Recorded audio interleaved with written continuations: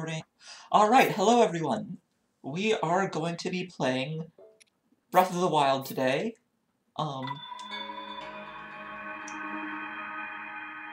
have said that we were going to try to do Gerudo shit, because that has a lot of shit that needs to be discussed. But on the other hand, I'm very bad at this game, so I'm actually going to go to try to do Zora's Domain first, because Mipha's Grace is literally the only way I'm going to survive Gerudo. Yeah, the Gerudo boss, Divine Beast is definitely the hardest. It is, yeah, That being said, you could just do the relevant parts of the quest and then stop and then go do the Zora shit. Shit, that's a good point. Okay, map. Let me look at my map. Yeah, I think Oh. you just need some heat resistance. Yeah, let me check my items. What? Stop that. What do I have for heat resistance? I could time it to go to the cold. And then go at night, but that won't. I can resist the cold easily enough. Alright, I guess, like, it's... Yeah, if you... Well, you would be pressed for time, though. I don't recall what there is in the way of heat-resistant clothing at this point. Not much. Ironically, it's all in Goron fuckshit land. So maybe I have to go to Goron and... And I mean, while I'm at it, honestly, the Rito is actually probably the easiest Divine Beast to start with. But, as it turns out... That's the birds? That's the birds. So, I figure, you know, I did promise Sven I was gonna dunk on him while dying to gravity. But, the ability you get for the bird dungeon is also very nice. That it is. So basically, the place I want to go to talk about relevant things to this stream is actually just about the last place I could go, because it turns out that Gerudos actually are the fucking hardest... let's see, where's... And I want to be going south... west. Is that this way? That's this way. Goron's okay, that's what the other ones are called. I keep getting names confused. Gorons are... Oh, I went in the wrong... I'm an idiot. Okay. Gorons are... the friendly rock-eating people. Yeah. Who are a little bit, You know what? If they eat rocks, I'm not gonna fuck with them. That's fair.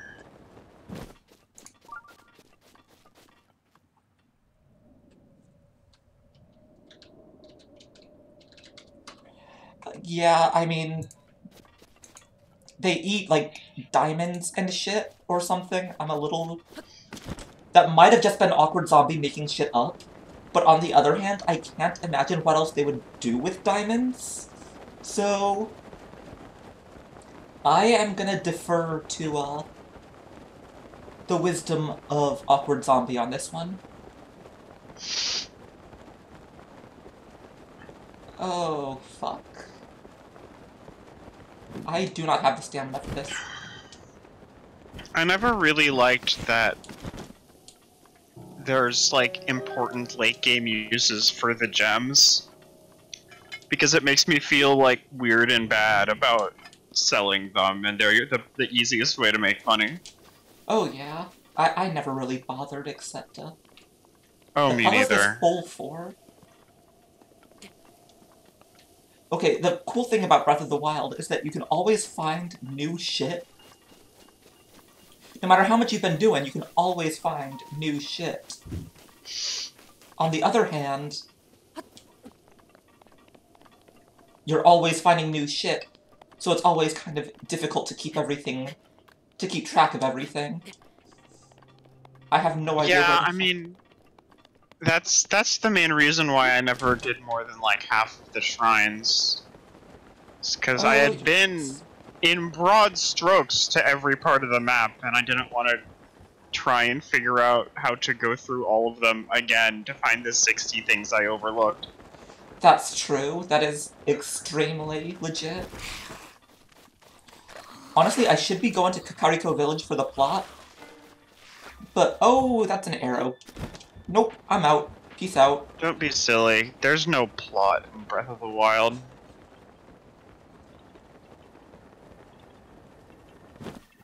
That is true enough.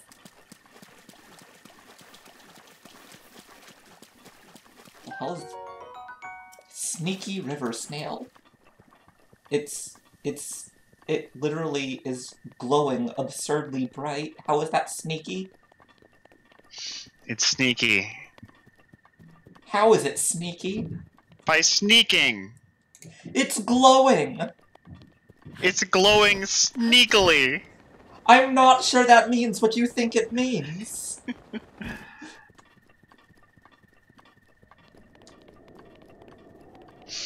Just in a stream I was in just yesterday, we were talking about the towers in this game. And how much better they are than the towers you get in Ubisoft games. Or Ubisoft, I guess it is.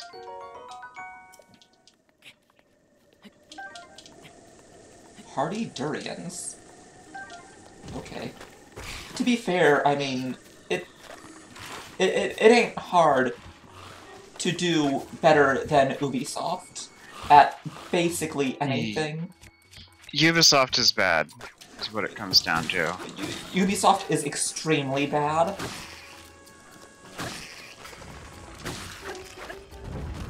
Yeah, like, I'm honestly still reeling from learning that there's an $800 collector's edition of Assassin's Creed Origins.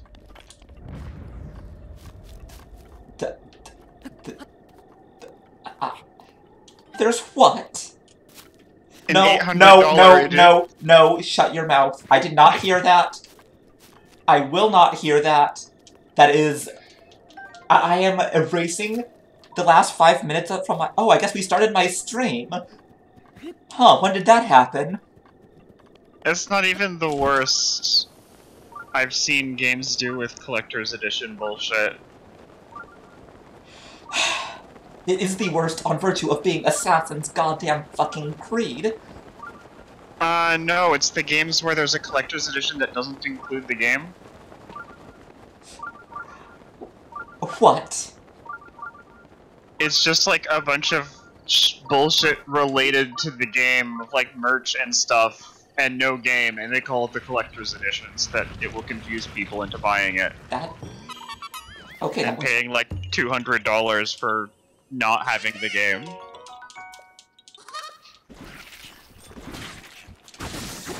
Why? Because capitalism. Can we, like, patch out capitalism, please? I'd like that. Honestly, I should be trying to go to Gerudo Land now, but, I need the towers first so I know where the fuck I'm going.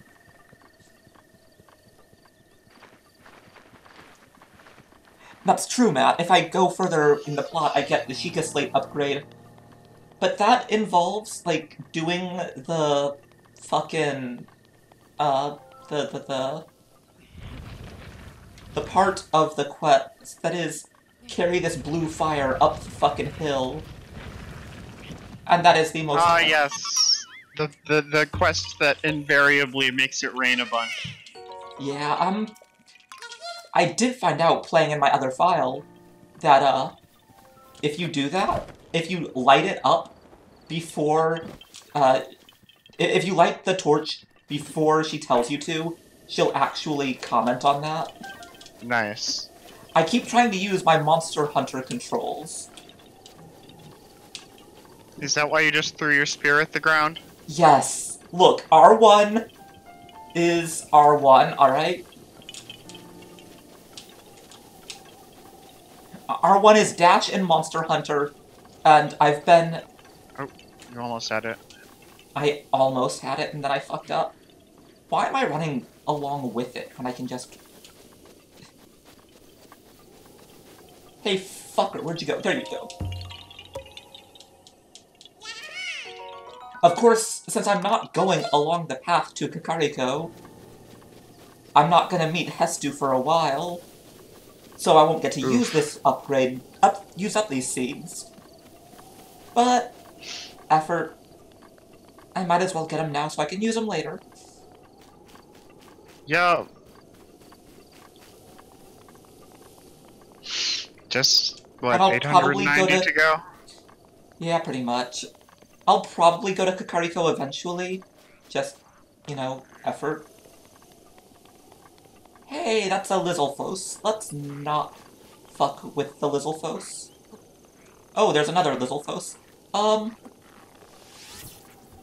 Let me just... get one shot? The fuck just happened?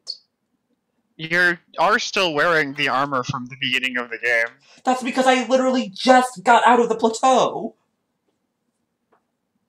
This is the beginning of the game. Perhaps a visit to Kakariko is in order. Just to get the gear. Where is this even gonna put me? That is fair. Honestly, I probably should. No, no, no. Oh my god. This muscle memory, the Monhun muscle memory, is going to be the death of me. Alright, fine. Let's go to fucking Kakariko.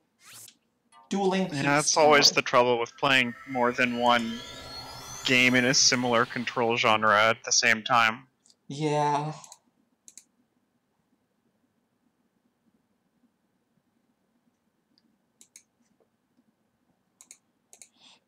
Yeah. Yeah, it is. I was just listening to the Super Best Friends cast, and they were making some interesting points about genre, about how we describe genres of games, and how it doesn't make any sense. Go on. Like, so, if you see a horror movie, then it's a horror movie because it's scary. Okay. And, like, that's generally how genres work for most things, where it's based on, like, the thematics or the emotional experience of the work determines what genre it is. But in video games, half the time the quote-unquote genre is determined by, like, where the camera is. That's actually pretty true. It's, like... a 2D game, or a first-person shooter, or a third-person action game, and it's like... But at the same time, we also have, like, horror games, and... dating sims? Fantasy adventure games, and it's like there's two different axes of genre for video games that aren't really distinguished from each other. The instant you said two axes, you know what I fucking started thinking. I actually don't. That fucking, the sandwich discourse graph. Oh. Or the other similar memes along that general. Yeah, I can believe that. Now that you've said it, it's going to happen in terms of video game genres. If it doesn't exist already. There's the mechanical genre axis and the thematic genre axis. And we just call both of them genre. Almost missed the stable ambition. And it's a little weird sometimes. Now, especially when you get to things like RPG, and it's like, what does RPG fucking mean, even? No one knows. I mean, it used to be that RPG was generally like the turn-based, you make your character. It meant, like, old school Final Fantasy, old school Dragon Quest, the shit that was based on Dungeons and Dragons. Yup, but then things evolved, and now there's RPG, a little bit of RPG and everything. Yeah, pretty much. It's like roguelike, and how, by modern roguelike standards, Rogue barely qualifies as a roguelike. Well, that gets into philosophy. Is something like itself? I suppose that's a question that you can ask. Like the whole is water wet debate. That's a very good question. Is water wet? Like, the gut feeling is yes, but I saw a very passionate and surprisingly compelling argument to the contrary on Tumblr. Of course it was on Tumblr. Where else would it Of fucking course be? it was on Tumblr.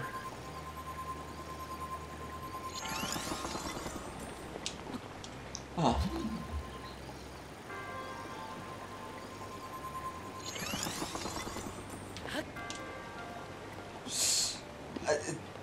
Of course it's Tumblr that tries to argue the, like... Okay, I'm being unnecessarily cruel. I shouldn't be.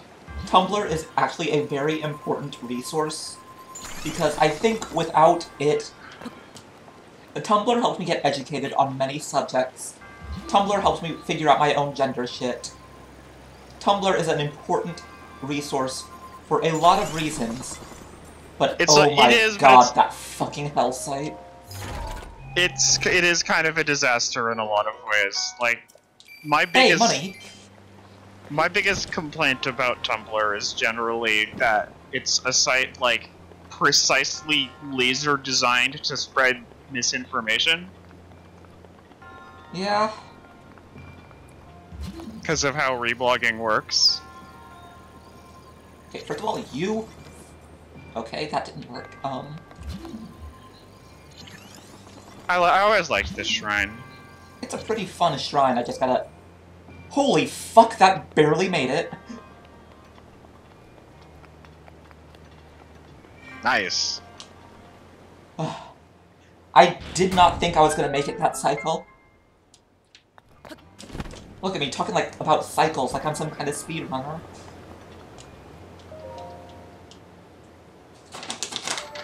Which, to be fair, I am a speedrunner, just not for this game. Oh, what are you a speedrunner for? Well, I'm trying to do Rosenkreuz Delete. I'm sorry if anyone speaks German who was watching this, now or in the future, because I am sure I just mangled that. I'm not familiar with it. It's a cute girl Mega Man clone. Ah. I've never really given a serious shot at speedrunning, because I just don't have the patience. Which is fair, but, I haven't ever done it on stream, because my time for Rosenkreuz Delete is about an hour and a half, which is not great for a 3-hour stream. Right. That makes sense. I mean, I could try to do it twice in one stream. No, that's totally not a thing that would get boring and weird.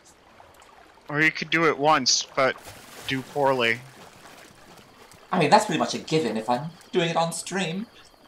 Well, streaming is hard, it turns out. Yeah, pretty much. Speaking of which, I'm sorry for getting snappy at you while I was playing Monster Hunter the other day. No worries, no worries.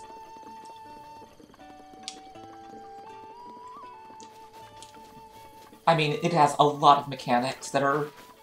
you figure it out as you go, honestly. Yeah. Like, I like the game, but it's also kind of stressful for me sometimes. That horse just kicked me in the face. Just because... Oh, nice. Like, I want to understand it, and that's the problem. Yeah. Because it's like, I see something I don't understand, and I'll be like, well, what's this mean? What's this about? And actually, this is a bad horse. Go away, horse. This is a bad horse. And the answer is like 7 layers deep in some kind of subsystem I didn't even know existed, and then I just end up spiraling into the rabbit hole. I'm gonna be honest, I still don't understand the difference between tracking level and scout fly level. I just go with it. Like, I follow the green dots until they take me to something big, and then I kill Oh, it. I figured that out. I did figure that out by the end of that Chaos Blurk. Go on. Where it's the scout fly level listed on the research page is where your scout fly level is going to start when you go do a quest. And it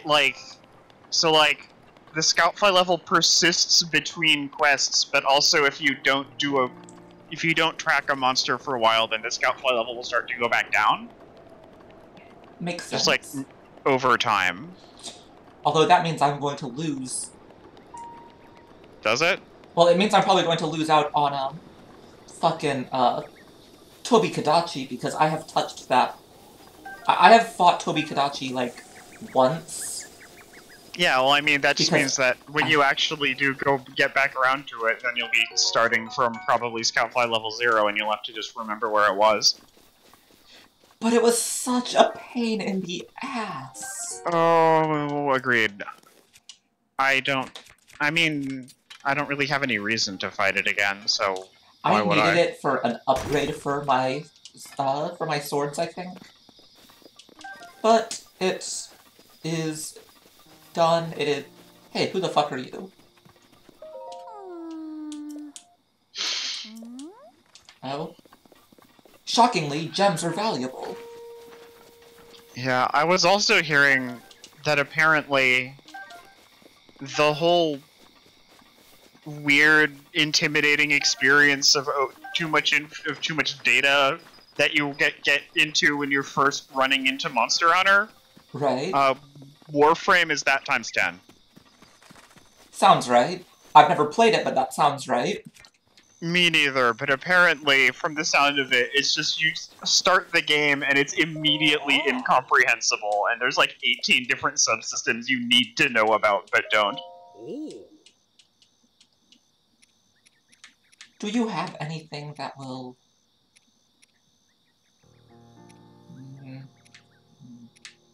Nope, you are useless to me. Go away. Useless to me! Maybe I shouldn't play Link as a horrible person. But you know, I've got my own file to be a good person on. This is the file for everyone's entertainment.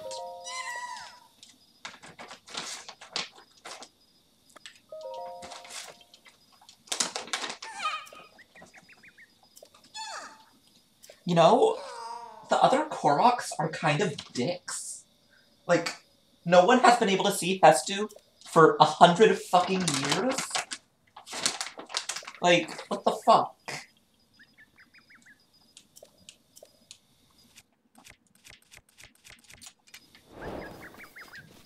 Oh, okay.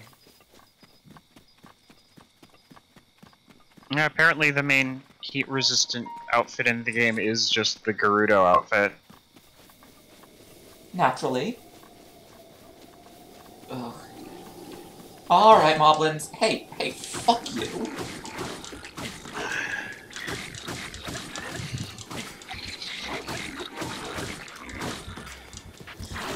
Oh, fuck it. I knocked one off the edge. So here's something annoying about Breath of the Wild. If you knock something off a cliff, and it doesn't kill it, it'll just wander around down there, and it won't be dead, so you just have to wait for it to, respawn upstairs, because... Oh, it must have landed in the water and died. Because the chest will not open if any monsters are still alive. Even... Oh, whoops, for shit. those quests, for those chests, yeah. And I just... muscle memory from Monhun. Well, it was a Boko Club. That is true. No great loss.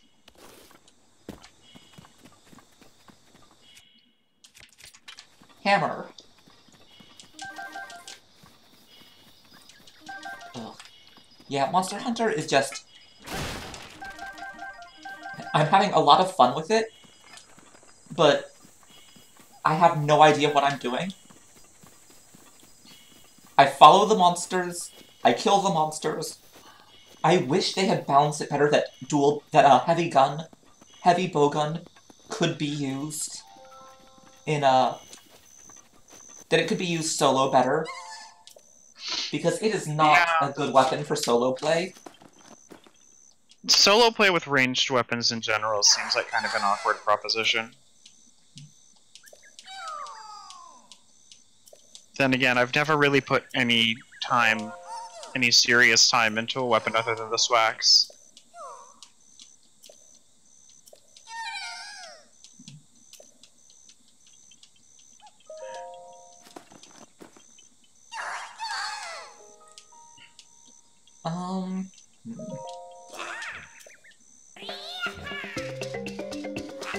Everyone dance along.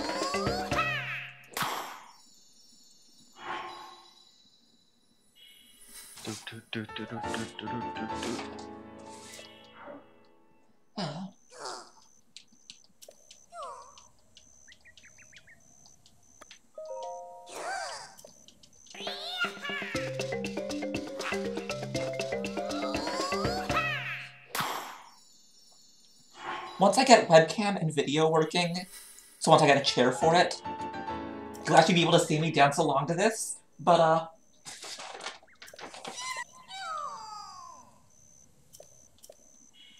Are you still on your bed? Yeah. Gotta get that chair. Chairs are expensive, okay? Oh, that's fair.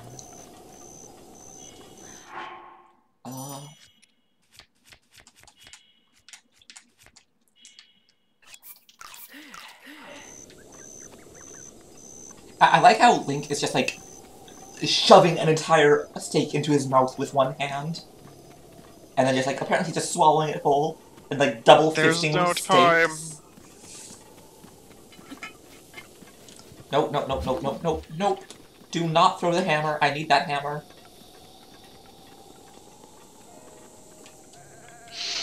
I feel like I would have liked the combat balance in this game a bit better if enemies generally did a bit less damage, but if there was a limit to how quickly you can shove food into your mouth. I mean, it is kind of amusing to get the,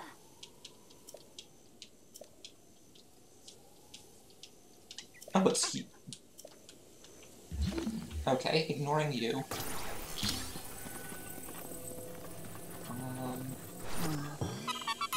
Oh, that worked. Okay.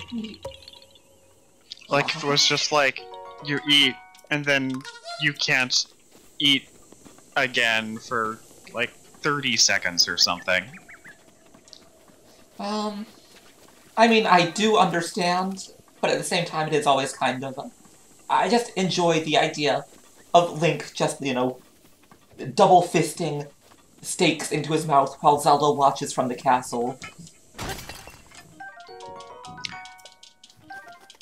Link, you generally get the impression that Link is just kind of a weird guy. Link is absolutely a total weirdo, and this is the single best part of Breath of the Wild. Breath of the Wild would not be half so fun if Link was not... Link. You've got this half-naked man running around Hyrule, setting fire to everything he finds, beating up all these people who turn out to be ninjas. God, I love every one of those videos of people really elaborately taking out the Yiga clan. Oh, my favorite is the one who, picked up a metal crate with magnesis, Yes. dropped it, and then started the conversation. So the guy transformed, and then immediately got crushed to death by the metal crate. Yeah, that wasn't really good. For me, it's either that one or the guy who throws a sword into the air, starts the conversation, the fight starts, the Yiga guy, like, backflips backwards, and then the sword exactly lands onto where he backflipped to. That's actually pretty fucking impressive. Throwing skill 100.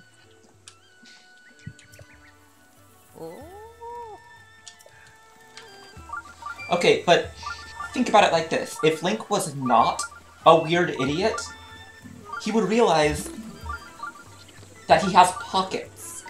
That he can put the Sheikah slate in his pocket, and then ninjas will stop accosting him at random. I figure at some point they just know what he looks like. Do they? Do they really? Because every single one comments on the fucking Sheikah slate. Yeah, that's fair. And considering Link's disguised self is apparently at 100, as evidenced by the Gerudo bullshit...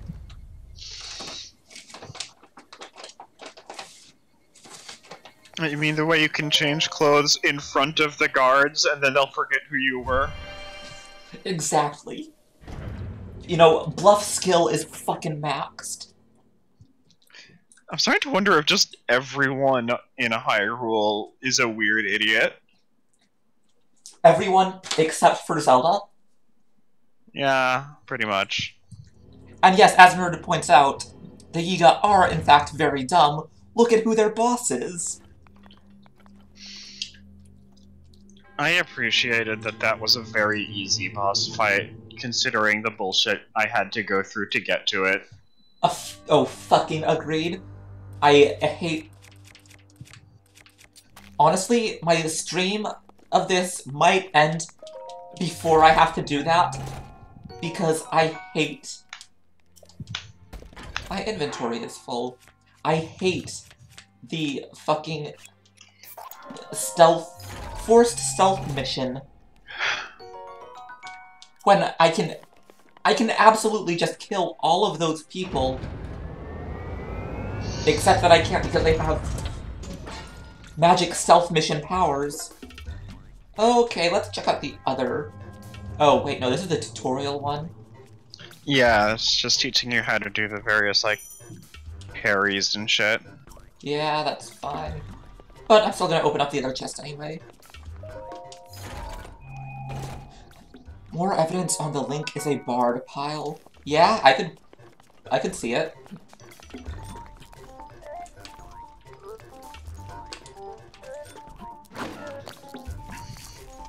By the way, hello Nerdy, welcome to stream.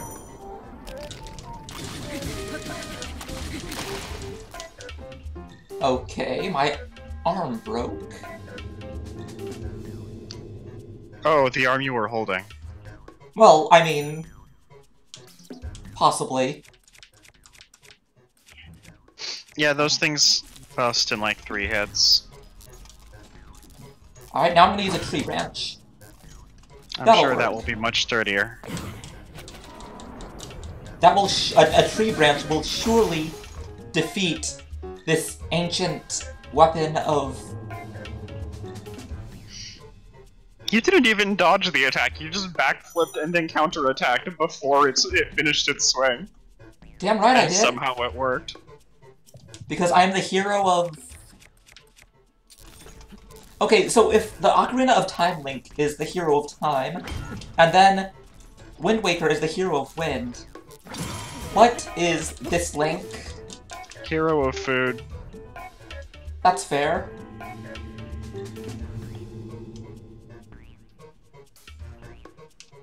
It's either that or the hero of arson, so...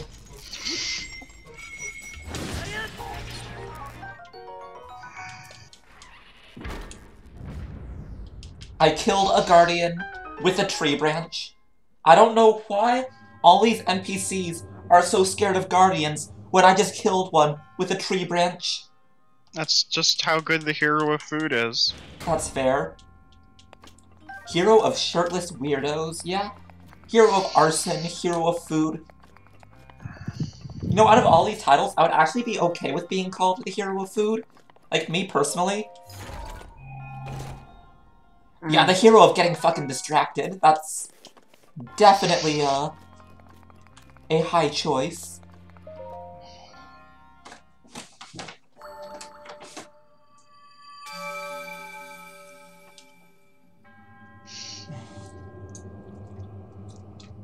Blah, blah, blah.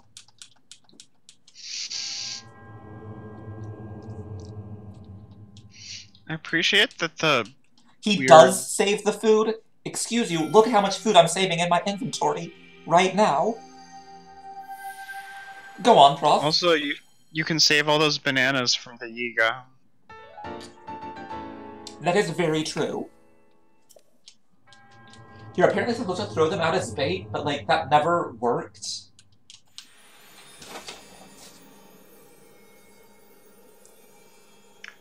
Anyway, stealth missions in games that are not meant to be stealth games are bullshit and should not be in any game ever. They're always bad. I can't think of any exceptions.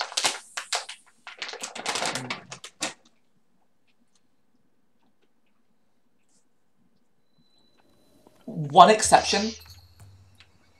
Final Fantasy VI. Because the stealth section wasn't stealth so much as just mugging people for their clothes. Yeah, I'm not really sure we can count that as a stealth section. A disguise section, that's close enough. And it's like, most of the time if you got caught by the guards, you could just beat them up anyway. I mean, true.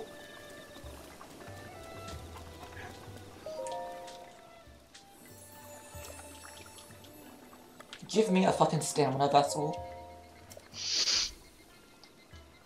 Technically, I think the optimal... I'm doing air quotes, you can't see it. Optimal way to do this is 2 heart containers and 1 stamina vessel. But oh my god, I want to sprint. Yeah, I went about 1 for 1 on those until I maxed my stamina wheel. Okay, you're looking at me weird, and you're annoying, so I'm just gonna, Hey, look at the shiny Korok distraction. Yeah.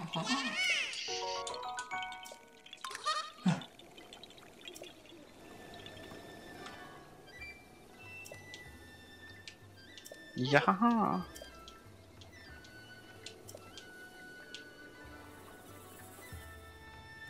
Oh. Wait, this guy's name is Dorian?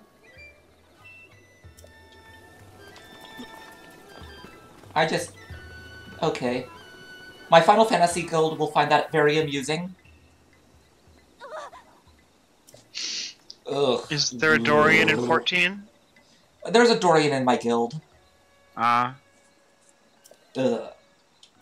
Anyway, so Paya is, Paya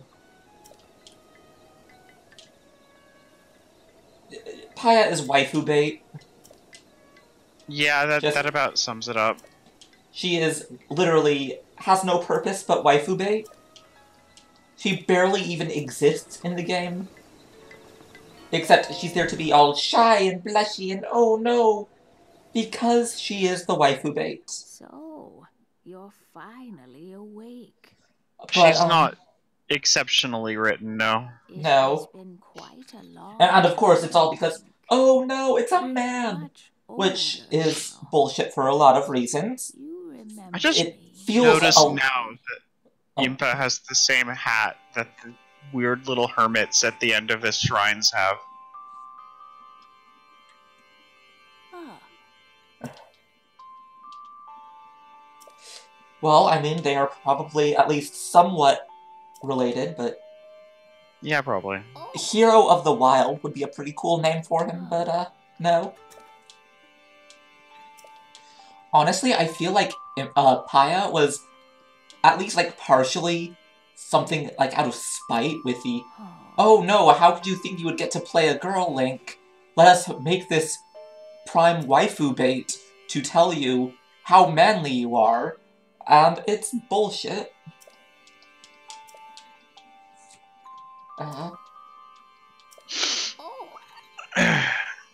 Most of the time, I suspect that kind of thing is done without thinking about it. But That's on the other hand, the way that the director of this game addressed a lot of stuff about gender politics makes it hard to treat it in good faith. Yeah, it's bullshit. Alright. When I am ready to hear the princess's message...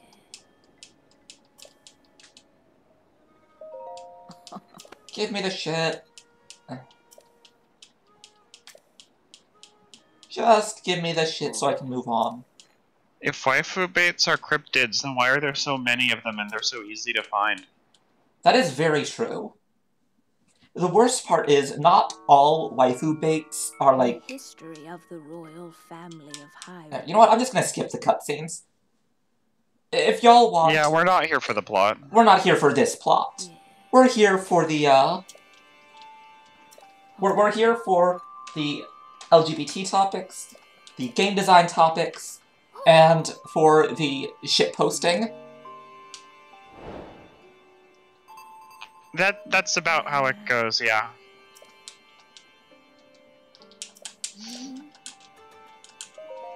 Ah, fuck. Wrong button. Oh. No, okay, so there are some waifu bait characters who are good characters. The problem is that when they get their waifu bait traits prioritized over their character traits. I could use a personal example, but...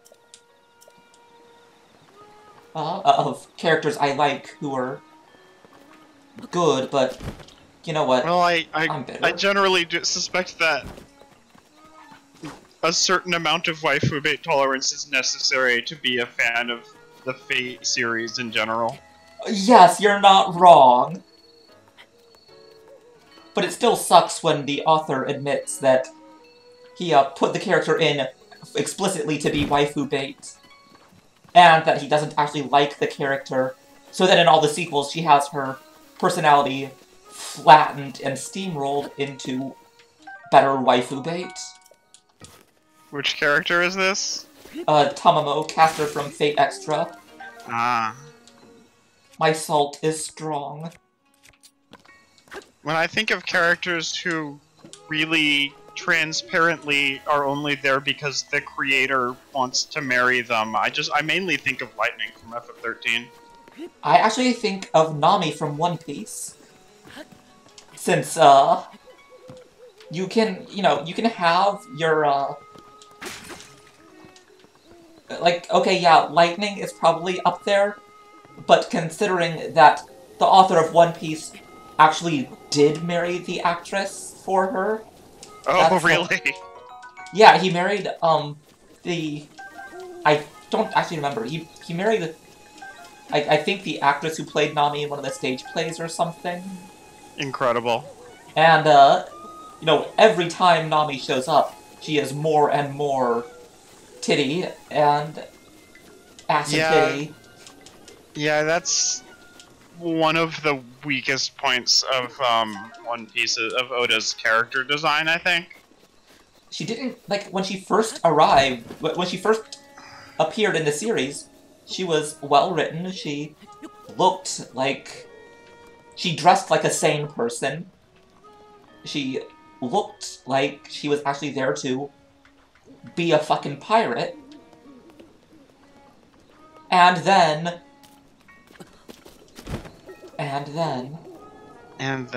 Yeah, Oda said in one of the little side panels of the manga at some point that his strategy for writing One Piece and drawing One Piece is to put things in it that he would have liked if he was 15, when he was 15. Which is titty. That's fair. I'm not gonna, like... Yeah. I'm not gonna say that's not understandable. And it's like, my objection is less that he makes the girls, like, have the titty or whatever. It's that his doing so and the way he goes about it weakens the designs of the characters because they look kind of samey. Yeah, it is to the detriment. It's also to the detriment of the characters in the sense that it, like, words. You can do a lot of characterization with fashion choices, with design choices. Like, when a character has... The way a character is dressed and the way a character presents themselves can be used for characterization. The really striking thing to me is, in the back half of canon, after all the time skips and shit, just how much Nami and Robin look the same. God, I'm gonna be honest, I gave up. Well, I didn't exactly give up, I just sort of fell out of One Piece around, Ace is dead, but Sabo isn't, or something. That's... Yeah, last time I tried to reread it, I got as far as Thriller Bark before kind of falling out. I feel like the earlier arcs were a lot tighter. Yeah. Like, Alabasta is honestly one of the best shonen manga arcs of all time, but things get messy as he keeps adding more characters and more titty. And more titty. That's, ain't that how it fucking goes? Gotta have more titty.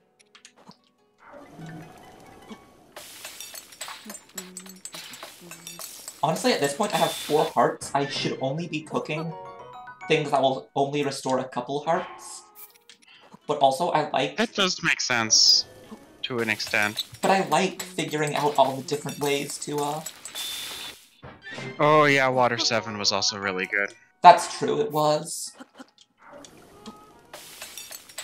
And Enislav lobby, and just like all that stuff in the like early Grand Line is just incredibly strong. Like, at this point, I have to wonder if Oda even, like... Does he plan to end it, or is he keeping it going as long as he can? He said at some point, like a few years back, he was like, yeah, this is the halfway point of One Piece, we're about 10 years out from the end. Like, he has a very distinct plan. It's just a very long one. And I mean, I know how bad I am at keeping the schedules, so that's fair. But also... Ugh. Well, I mean, also, he can't stop because One Piece is something like half of Shonen Jump's income. That makes sense. Nuts and fish. That feels like it would be a terrible combination. It's a good thing Link will eat anything. Yeah, it's like, it's a good... you can kind of see what's going on with One Piece, and how, like, One Piece's popularity is finally starting to decline, and that's why you can see Shonen Jump just starting, like, dozens of new series and just throwing them at the wall and desperately to try and figure out what the next One Piece is gonna be. Maybe something that actually treats women well? Oh, haha, just kidding, that's never gonna fucking happen. Hey, I mean, the best manga in Shonen Jump right now is a female protagonist. Which one's that? Promised Neverland. Oh god, I started reading that one, and then it was like... Yeah, vor monsters... I got very confused, and... It was like, some weird shit. It's weird, but it's I didn't really realize good. the protagonist was a girl, because I thought there was 2 guys. There's 2 guys, but Emma is the main character. Like, straight up. Oh, right, I should actually go, like, follow the plot now. But I don't want to go there. Forbidden Fire Emblem. That's a topic.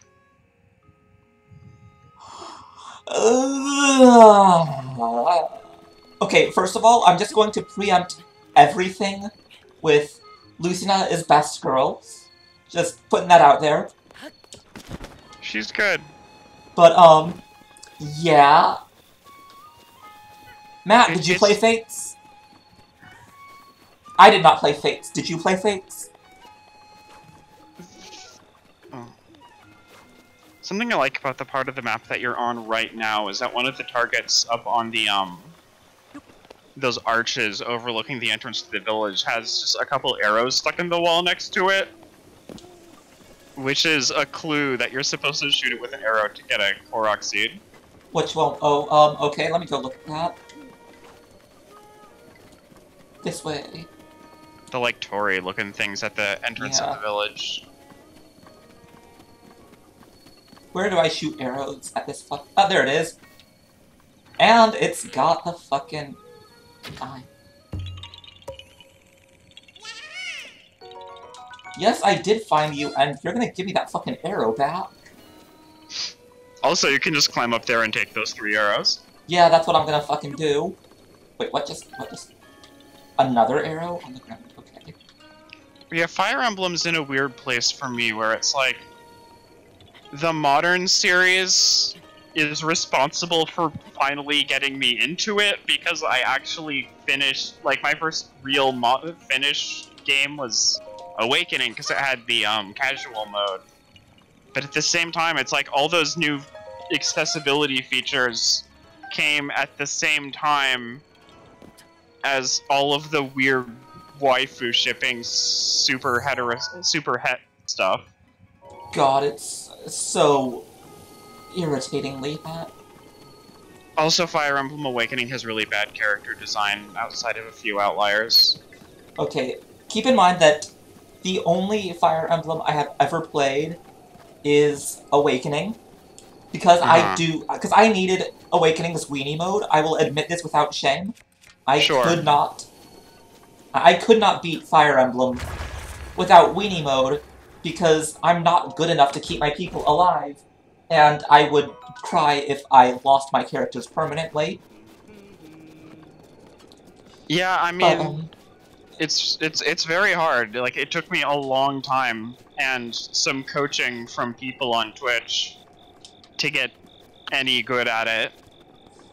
But, you know, obviously, being me, I played female Robin. I was going to, like, I knew Robin could not romance girls because why would we ever have nice things? But I was going to put her with, I want to say, I don't even remember who it was. Sumiya, maybe? But, oh, Indy, when did you get in here? No! I was just listening to you talk about Fire Emblem. Yes, I heard your voice and was confused because I didn't hear the noise. But anyway, so I was gonna pretend, you know, if I couldn't have my character be gay for real, I would at least pretend that she was gay, but, That makes sense. But then, I tried to, you know, I got her A-rank supports with Sumiya, I think, and then suddenly Chrom. Yeah, the game does, like, the game, just because of its whole emphasis on couples having children who then go back in time, it's like, it basically, it's a premise that ends up forcing it. It forces to, the by its structure, make Robin have a ship by the middle of the game. Right, and it was, And there's no trans characters, so it means it has to be straight. The joke I had... The joke that was not really as much of a joke as it should have been was that Chrom should have been in Smash, and his final Smash would be that he would just marry whichever player was closest for massive damage. Please! That sounds amazing. I mean, that's how my game went. I mean, that's... like... I never played a single Fire Emblem game. I hate to say that's a good thing, but...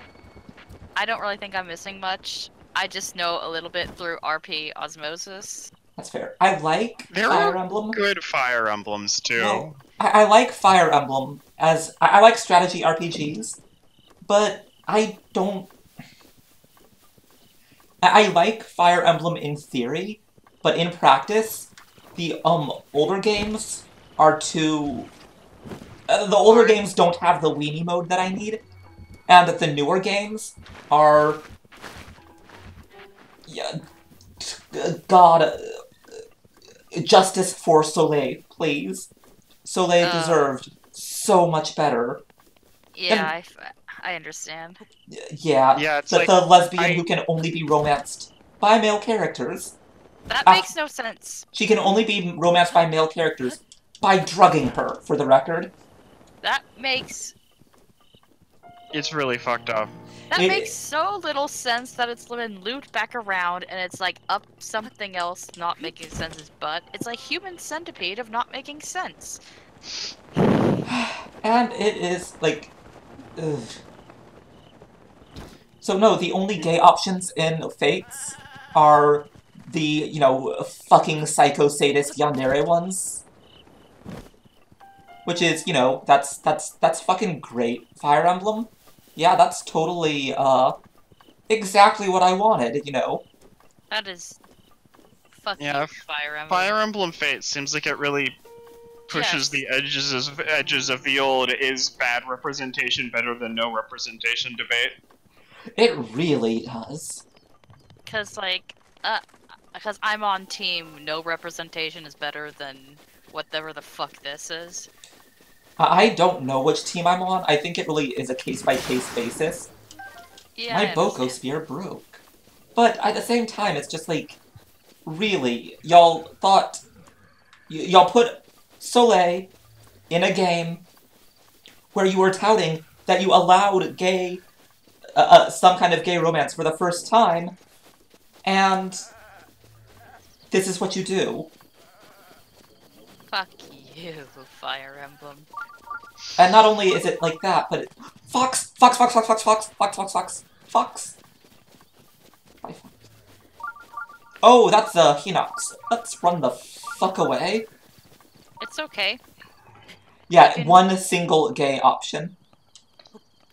The real insult to injury thing on it, in my mind, is the fact that they added one gay option and one lesbian option, but made them exclusive to the two versions of the game, so you had to buy both. Of course they would. Why wouldn't they? Because it's like gay people are fucking Pokemon! Right? Yeah, basically. And, you know, God forbid you get any more than one of each. And then, like, the actual real, like, the even more insult to injury here is that the English versions of the game, you know, at least the Japanese version, as much as I dislike it, acknowledged the fact that it was, you know, gay, whereas the English version literally just replaced their S ranks with the same text as the same character's straight S ranks. So, that's, you know, fucking great. I know that, So that's what you do with the circle. Oh, yeah, when you have something missing, you have to complete the missing thing. I mean, I figured that out with, like, the... Like the offerings at the little statues. Right. But... Wait, who's gay in Echoes? I never got very far in it. There's definitely... I know there's... I've been watching Ethan play Fire Emblem 10, and there's definitely a lesbian in that one. Oh, which one is Echoes? Is Echoes? It's the most recent one. It's okay. a remake of Fire Emblem Gaiden from the NES. It's very strange. Is there... NES games are very strange. Yeah. It's like... It's that kind of weird... It was kind of that weird part of the NES era where, like, you get Adventure of Link and shit because people didn't know what to do with game sequels. They would just make them completely different from the original game. And then when they didn't, like the Lost Levels, we got Doki Doki Panic instead. Honestly, Doki Doki Panic is a way better game than Lost Levels. I mean, I'm not arguing. I have no idea what Doki Doki Panic is, and I'm just imagining Doki Doki Literature Club mixed with... It's, Doki Doki Panic is the NES game that was reskinned as Super Mario Bros. 2 in America. Oh my god. The one where you, like, pull turnips out of the ground and shit? That was not originally a Mario game. Yeah, no. Yeah. I remember, it was, like, about these, like, totally different characters who had, I think, no bearing on anything else. Well, yeah, I mean, it's so weird and out there that they ended up just going, oh, it was a dream at the end, because there was no other way to make it make sense as part of Mario lore. Pretty much. Okay, Too many mushrooms before bed? Hey. But, like, isn't the only reason anything in Mario even makes sense because we're used to it? I mean, you're not Mario wrong. never made sense. I actually had a whole kind of ramble about this earlier and about how Mario is surrealism and surrealism is anti-fascist and shit. What? No, I remember this rant. Do it. Do it. Oh So, my god. Mario is... I don't remember all of the full argument for this, but Mario lore is weird, but it's not just pointlessly weird, it's the same... It emerged from a very similar Japanese art trend that's basically their equivalent of surrealism in the West. Right. That was, it like, kind of emerged as that sort of, oh, yeah, wacky Japan thing that has its origins in, like, post-war Japan. And surrealism in the West emerged as a response to to like sort of realist pragmatic viewpoints and philosophies that were just talking about how like the only things that matter are just things that are real and measurable, and those were the kind of philosophies that were leading into and supporting fascism at the time. Mm-hmm. And surrealism was basically a counter movement to that, and in conclusion, Mario is Antifa. Mario is the Antifa mascot we deserve. Honestly, Please. especially considering that with the amiibos, you can make Mario play through the entire game of Odyssey in a dress, and Bowser comments that it actually, like, he works the dress. I think you can get it without the amiibo, you just need to beat the game first, so it's... I've beaten the game, but I don't... It might just be that I haven't collected enough stars to open it from the shop. Yeah, it's like, I don't know the exact unlock requirements, but the amiibo does give it to you just straight away. He freaks out if you beat the game without your shirt on, because I guess, like, nipples terrify Bowser or something. I mean, to be fair, on Mario, I can see it. I mean, according to Odyssey, Mario is the only person who looks like that. And all the other humans look like humans. I don't like the humans. So it's entirely possible that Mario is just some sort of, like, horrifying abomination. Also, if you think about it, Bowser's probably a reptile, so he doesn't have nipples. Okay, this is true, but... This is actually a good point. Like, that's a mammalian trait, so I can understand why he would be weirded out and freaked out by it. That's... I hate this tower. Yeah, me too. But it is there, and I need to climb it. You can? I believe you can burn the thorns if you have fire arrows. But fire arrows are a much more limited resource at this point than, Yeah, fair enough. Also, like, how can you burn shit in this game when it always rains? Also fucking true, it is raining right now. Oh, so it is. Anyway, just because I feel like we didn't quite shit on Fates enough, I need to point out that the gay options are also mechanically inferior to the straight ones. I was gonna bring that up, but then we got derailed, yeah. Because they don't make babies. Which, by the way, the baby concept was good. Well, it wasn't good, might be giving it too much credit. It worked in Awakening because of the way the plot was structured. That should not be... It was really transparently just a way to capitalize on the success of Awakening. Also, the baby void. The baby realms made no goddamn sense. The baby void. Throw your baby into the void, you coward. Like, oh, okay, you're throwing these children into the void. Children? You're throwing babies into the void, where time goes by at a different rate. So, like, how exactly does... These children are going to be the most fucked up things in the world. Is anyone even in there raising them? How do they survive? Also, why not throw your adults into the void and let them just get another 10 years of training? Also, yeah, you've got access to the fucking true. hyperbolic time chamber. Like, has nobody in the Fire Emblem universe heard of a babysitter? Also, fucking that. Like, holy shit. Like, are there any adults in the baby void, or is it just fucking Lord of the Flies in there? Oh. Yeah, it mechanically punishes you for being gay. And you know, the worst part is that, like, you could easily just say that, oh, okay, let's look at Awakening. The time travel bullshit plot does not... There is nothing about it that would require a blood relation. So you could have a gay couple, and then they adopt a kid in the future, then everything goes to shit, and then, oh hey, the baby comes back in time. And, you know, it's just as... Just adopt and then teach your fucking kid how to use Gale Force. Like, this isn't a complicated idea, but it insists. I don't think Gale Force is a genetic thing. And I know enough by osmosis to know what the fuck a Gale Force is.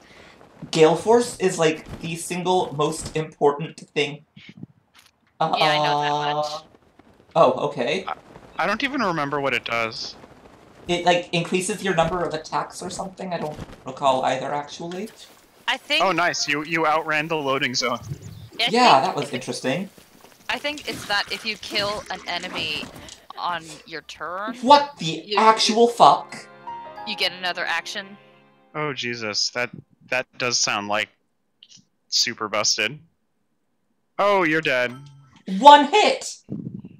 One hit! Yeah, like, this is what I was talking about with Breath of the Wild's armor system, where it's like, just because of the way that the additive armor works, enemies will go really quickly from kill you in one hit to do a quarter heart of damage and are therefore ignorable. Yeah, I just need to, like, I'm still using my beginner's armor because I don't have anything better, and I honestly don't have a real way to get anything. I got killed with a mop once. Can't you buy some armor in Kakariko?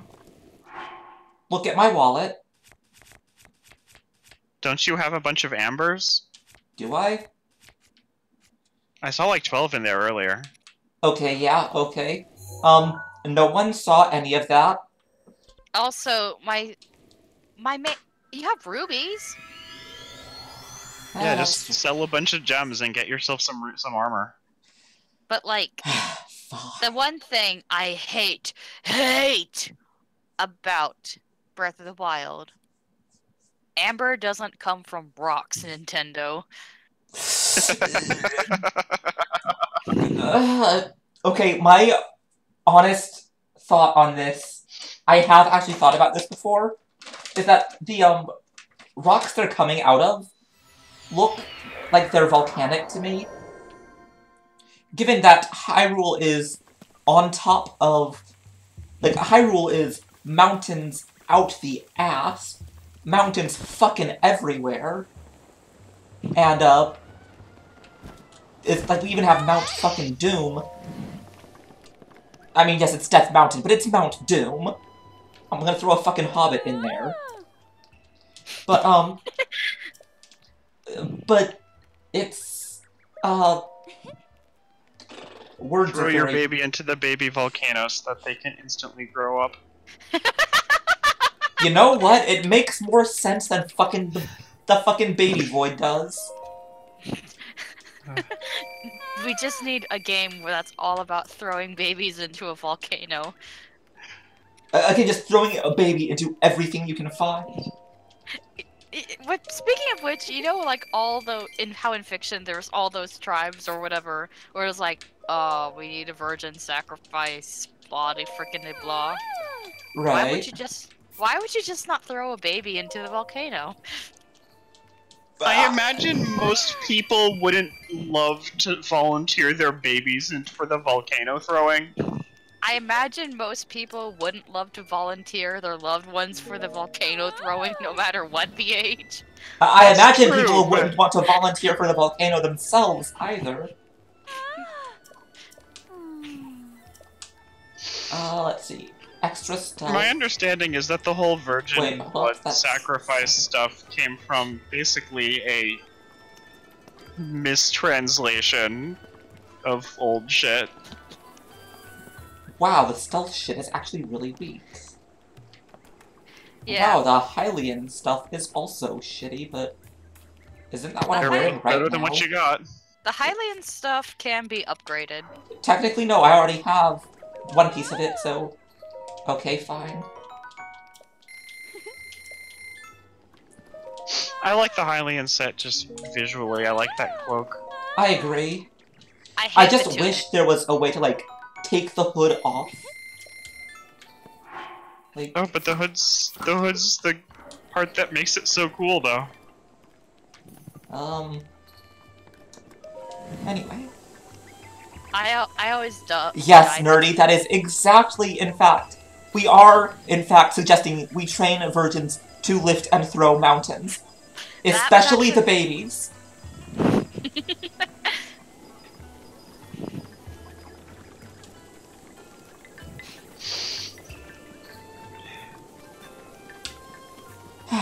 Especially the babies, alright? I feel bad because I haven't even beaten any of the divine beasts in my file.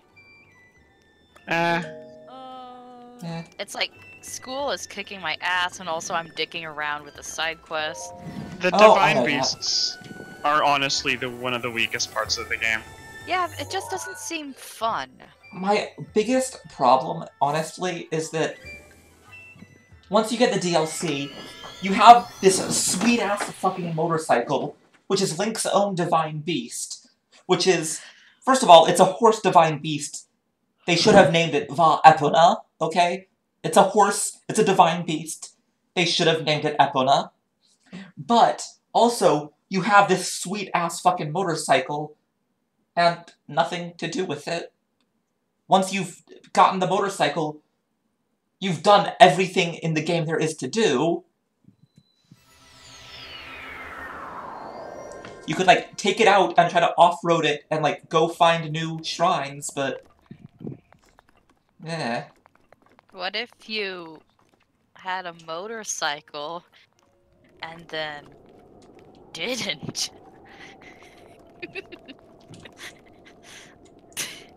What if you had a motorcycle and then just had nothing to do with your motorcycle because the idea of paved roads hasn't been invented yet? What if Link joined a motorcycle gang? Bitch, Link is the motorcycle gang? And then, like, all the other bikers were just, like, chickens. Like... No. There's... Cougars if there's are a motorcycle distinctly Link's enemies. No, listen to me. If there is a motorcycle gang... Alright. Zelda is the leader of this motorcycle gang, no matter what. Alright. Link can be, like, the muscle, but if there's a motorcycle gang, Zelda's the one in charge of it. I love how if you hide behind a tree and you shoot the beehive, the bees will attack them. Wait, seriously? Yeah! Holy shit. Well, Yeah. I wish I had known that.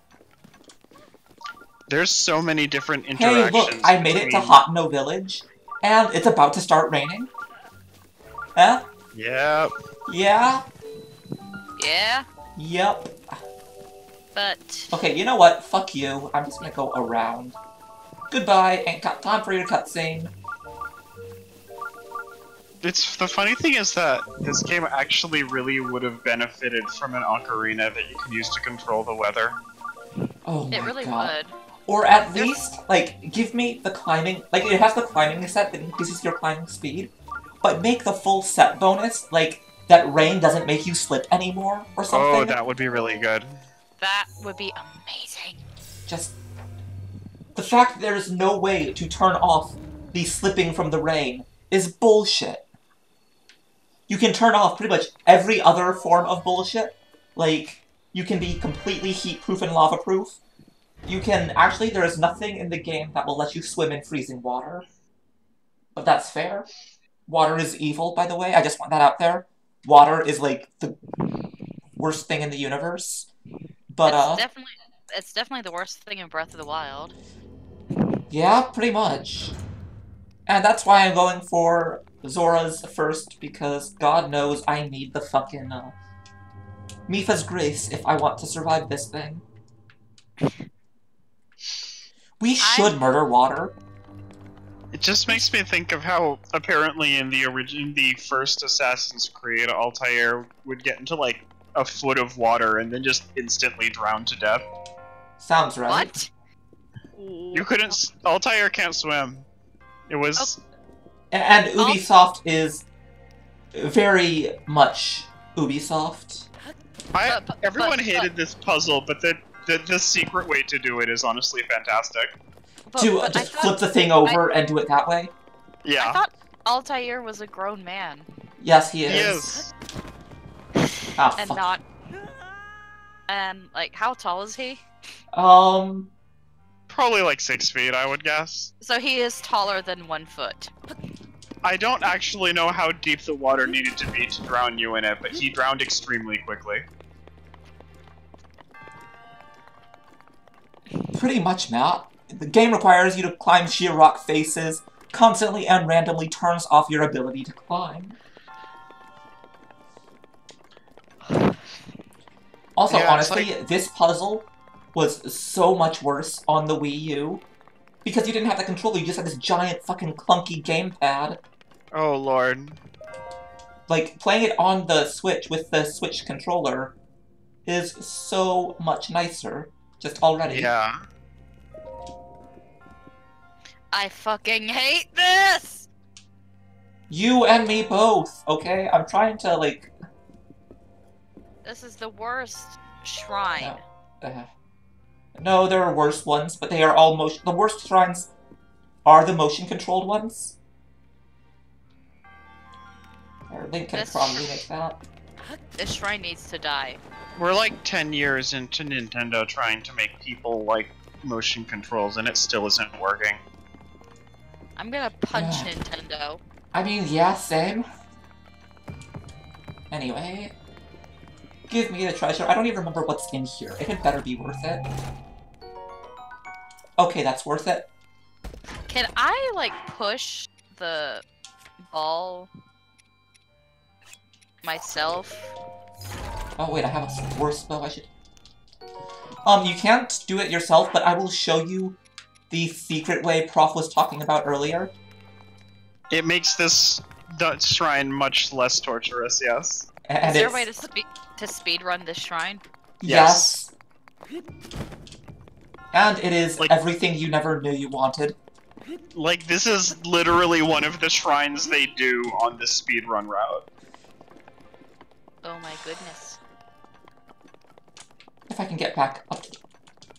I should learn, like, the speedrun whistling dramatic bullshit, because...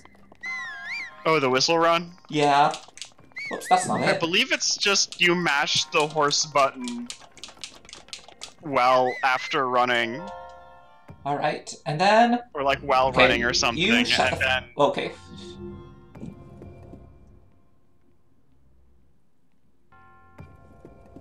Okay. I'm bad at the secret way. Ah, fuck. This is so much better.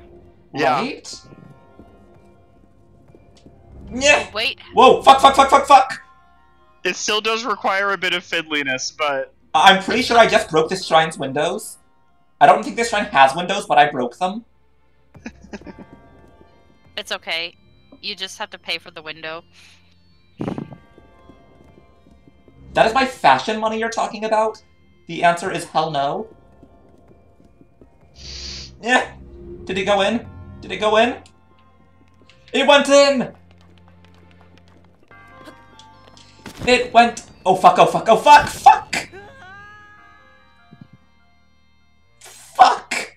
Go in. Please tell me I don't have... Oh, thank God. Fuck! It's okay. It's still... The important thing is that the orb went in. The orb went in, and that is all that matters. The orb happened. That is all that matters. I keep getting distracted by this hand trying to grope Link's butt. I put one of the arms up in display in my house. Of course you did. And it still moves. Of course it does. You know, I named this stream Gerudon't do this shit, but we're not even gonna get to the Gerudo and the shit they should Gerudo not do. Ugh. I mean, theoretically, there's nothing stopping you from just heading down there to do it now. Actually, counterpoint, yes there is. What's that? My sense of direction. You have a map. You would be amazed at how little that actually helps. Do you have, like, the full map, or is it still in pieces? Oh, it's still in very small pieces. Okay. Because that was, like, the first thing I did. Oh, same here in my file. In my actual file. And in my Wii U file and my actual Switch file, not my stream file. But, yeah, look at this map. I think Gerudo Fuckery Land is, like, this one? It's in the southwest. Yeah, okay. That giant zone in the southwest is Gerudo. So, like, City. you know, go to the Great Plateau. I mean, like, not, like, at any... Well, there's a specific shrine that you can, like, teleport to jump near, like, straight into the highlands. Alright. Well, I'm just gonna go grab that blue flame, except I'm not, because it's still fucking raining. It's almost done. I'm gonna punch the rain. Please do. Set fire to the rain. I don't actually know how that song goes. Pay me for the door repair charge? No, this is my money. This is my faction money, alright? I feel like... Didn't the blue flame route in this speedrun involve just, like, chucking the lit torch across rivers and shit? Obviously. Like, how else would you carry a magic blue flame? Like... Going fishing, I see. Well, yeah, okay. Or fishing. Yes, So... I am, in fact, going fishing.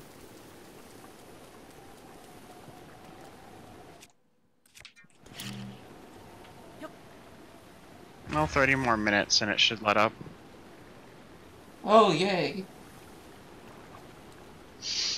Okay, what the hell is that over there? That's a shrine. Weather goes in, I think, 3-hour increments? Either way, it needs to stop now.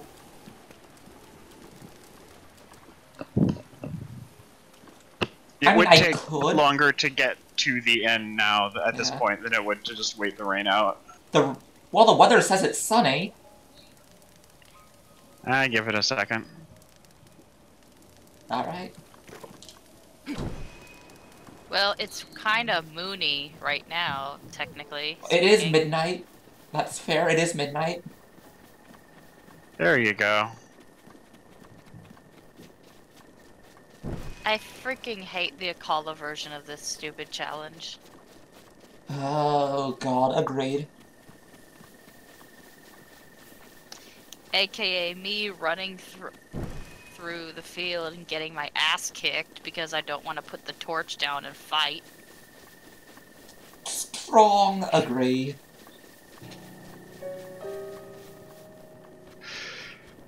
God. That's how I went through the Korok challenge too. Oh yeah? I mean... Well, in the Korok challenge, like... You know the one where you have to, like, make your way through the swamp? Yeah. And doing that one, fighting at all is pretty much an instant fail, because you'll run out of time. Yeah. But also, like... Ah. You know how your weapons break, you're out of the challenge. I was just running and screaming and getting my ass kicked. That's how I did it. That's basically how I did it. It took me, like, a couple hours, but, that's what I did. So many of the hard things in this game I just didn't bother doing. Yeah, strong agree. Like, I didn't even know that Super Survivalist Island existed until after I had already beaten the game. Oh god, I hated Super Survivalist Island. I will admit I hated it because I was, like, terrible at it. Because well, by all accounts, it's extremely hard. I'm trying to get Mifa's Grace first so that I can try to do Super Survivalist Island. It doesn't help. Or it didn't help me anyway. It turns out you can actually, like... What I didn't know was that you can, like, paraglider onto the sleeping giant and just steal the fucking thing while it's asleep without waking it up. You don't even need the to paraglide onto those guys to do that. Wait, well, I thought that landing on a sleeping guy's fucking belly would wake him up. Yeah, I mean, you'd think fair. so. That's fair. But you can also just stand on their hand and wait for them to scratch their nose. I hate everything about this. I hate how if you try to burn something else besides the lanterns or whatever with the blue fire, it becomes orange fire. Oh, that sucks. Strong agree. I mean, that makes absolutely no sense. I deeply considered throwing the torch and just, you know, being a speedrunner, but no, if I missed, I would cry. Okay. I don't even know what speedrunners do to be able to speedrun. Is it magic? Yes? Yeah. Okay. The primary strategy for one of the primary strategies for speedrunning this game is to time stop a boulder or tree, hit it a bunch while it's frozen, and then jump in its path so that it propels you miles across the map. I love it. And then what happens if you crash into something? You die. Oh, you die a paraglider, lot. it's fine. Yeah, it's pretty fucking great. It's... One of the extremely unreliable strats involves doing one of those miles-long super boulder jumps and landing directly on the back of a horse. It was pretty fucking great. And then if the horse moves a few inches to the left? Well, you have the paraglider, so you can sort of adjust your, descent. Also, they know where the horse is gonna be because, of course they do. Of course they do. You know what I'm thinking of? Huh. What if I put an octo balloon on a horse? That's a good question. I'm Let's gonna find try out. this. For science. It actually is possible to just fucking indefinitely fly in this game. Oh, yeah. I mean, I think they fixed the magnesis on the minecart on the other thing. The magnesis That's on two too bad. minecarts. But there's all sorts of ways. The minecart was so fun, though. The double minecart? Yeah, just like the fact that they made it so you can't magnesis an item an object you're standing on, Okay. but you can magnesis an object that you're standing on another object that's standing on top of it. Let's try this a bit differently. Selfie mode. Oh, okay, wait, let's do it this way then. Oops.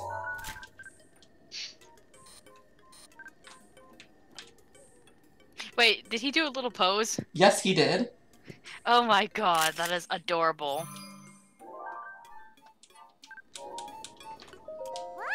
Selfie mode is the best.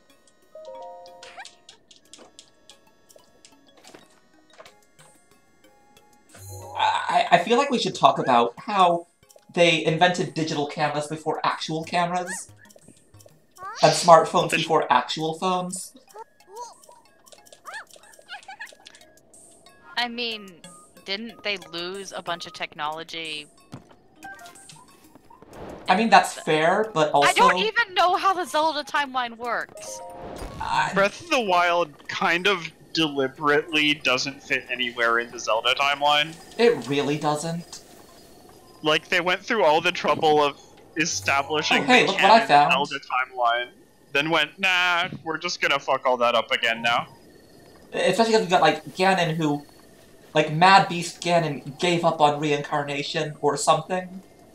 Like I said, the original Japanese Right. really... Who even fucking knows? Anyway, now that we have the fucking camera, which is obviously the most important thing. So my mom watches me play this game, and, like, every time I try to get a picture of, like, a monster or something. She's like, what the hell are you doing? Honestly, I feel like Hero of Selfies as a title has to go to Wind Waker Link over Breath of the Wild Link. I mean, that's a fair thought, but let me tell you, my selfie game is strong. Oh, no doubt. Although timeline-wise, I actually, for a moment, thought that this might be in the same timeline that ends in Wind Waker, just because it freaking rains so much. Hylian Retriever. Hylian Retriever. I don't remember all of the stuff, but like apparently there's like at least one thing in the game that's impossible for every point in the timeline. Sounds right. So like, okay. That's fun. And I like brought up how I don't know if cats exist in every Zelda timeline. I mean, I know Hana brought up that they might just have evolved into Lionels. No, the weird thing is how every animal in the Zelda series just has its regular Earth name except for chickens. That is strange. It's like, it's a horse, it's a cow, it's a dog, it's a cuckoo. What I thought was strange was like how it doesn't have its regular Earth name, but then also it's the name of a totally different fucking bird. I mean, I guess if you go the other way, you end up in the Star Wars situation where they keep Link, you frantically blinked! having to justify every reference to Earth animals. Oh god. Now the dog blinked. This is... Yeah, that's just bad. But Star Wars is terribly written in general. Oops. Did I just say something that's gonna cause geek wars? Oh no. I don't really give a shit about Star Wars. Me neither. Oh, I know. Y'all are good people, but, you know, Star Wars, the original Star Wars are shit. The prequel trilogy is even shittier shit. I've seen the prequels. I have not seen the original Star Wars. Wow. Damn. I admit that I'll probably be a little bit underwhelmed. You will be incredibly underwhelmed. I mean, I'm sure it was like mind-blowing for the... Oh yeah, they're groundbreaking 70s sci-fi adventure movies. They're not a whole lot to look at now. Right. Right. Like, I'm sure it was a big deal in the 70s. Right. Basically, it was a really big deal back then, and now it's important from a cultural standpoint, but also the movies would be vastly improved if George Lucas would just admit he was making it up as he went. Yeah. Instead of, like, he talks about his grand design of making siblings make out. Yeah. That was a thing. Yeah, I would have just been, I didn't know what the hell I was doing then, and then... Like, yeah, if you... in retrospect. If he would admit that he didn't know what he was doing, the movies kind of become masterpieces because that is some god-tier bullshitting as you go along. That's like writing an essay the morning it's due. And getting an A fucking plus, yeah. God tier bullshitting. Exactly. George, do tomorrow, Lucas. Yep. Basically. Like, my professors would always be like, Alright. oh, you shouldn't do this the night before. And I'm Bitch, like, that's okay. what I always did. Well, no, I always wrote them the morning of. Yeah, I mean, if we're actually getting to this, talking about that sort of thing. So, I have pretty severe, high-functioning autism. Oh, damn shrine.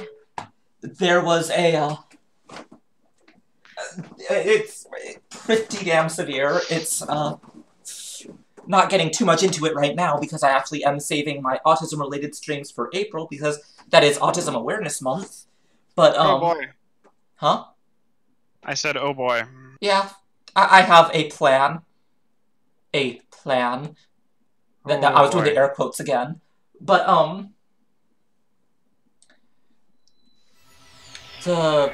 what was I going with this? Why did I try to teleport to the Shrine of Resurrection instead of the... There we go. But, where was I fucking going with this? When I was in school, I honestly pretty much never did homework. I got by on really shitty grades and made up everything entirely by tests, because executive dysfunction is a bitch. And, that's relatable. I understand. So I literally just never could do homework until the morning of. Like, by the time I was in college, I had kind of figured it out, but not really. So that was just... okay, where am I going? This way?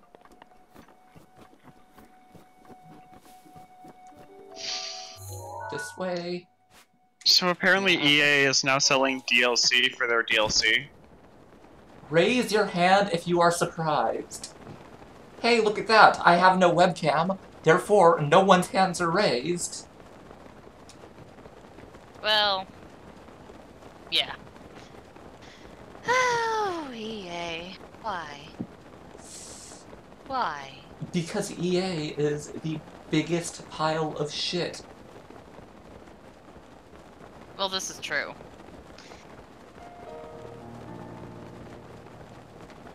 I think, yeah, I can't really think offhand of a company that's in the business that's more vile than EA. Yeah, I mean, most companies that pretend to be, most companies will at least pretend they're not horribly evil. But, I mean, EA was so evil that they caused people to start creating new regulations for loot boxes. Let's run away. Let's run away very fast.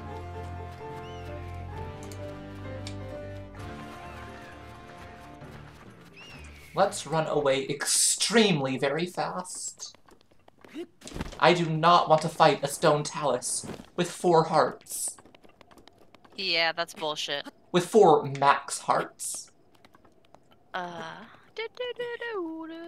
Okay, I enjoy the, talus, all those big fights, honestly. The taluses, the Hinox, all of those. But... Not with 4 hearts. Well, no, I mean, considering what they are, I feel like they shouldn't come back at the Blood Moon like everything else does. I feel like they should, they should have a, some other way to bring them back. But if you don't, like, intentionally bring them back, they should stay dead, because they are these, you know, giant motherfucking badass monsters. And killing them is, like, a massive accomplishment. Or it feels like it. I respectfully disagree. I gotta get me my sweet, sweet gems and my sweet, sweet toenails. Oh, I agree that, like, they should never respawn. I think they should be respawned through a different manner. Because it just feels, like, not great when you, it just feels not as good to make them come back to life the same way everything else does. It's a coconut! Which I will grant you that they, I mean, I know that the Blood Moon is actually just a, cache clearing method. Pretty much, yeah. Yeah. But... So it would actually not work that way. But it just feels not... what's the word I'm looking for? It diminishes the impact if they come back the same way regular monsters do. Like, there is no difference between the lowest Choo-Choo or Moblin and the fucking Lava Hinox if they both come back at the Blood Moon. I still disagree, but I know what you're getting at. Yeah. Hey, tower. Oh, boy.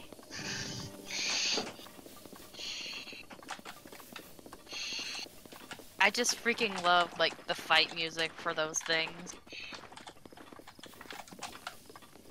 Like, both the Taluses and the Hinoxes. It's good music. It is incredibly strong music. Picture. Wasteland Coyote? What this does make me hate, though, is that, like,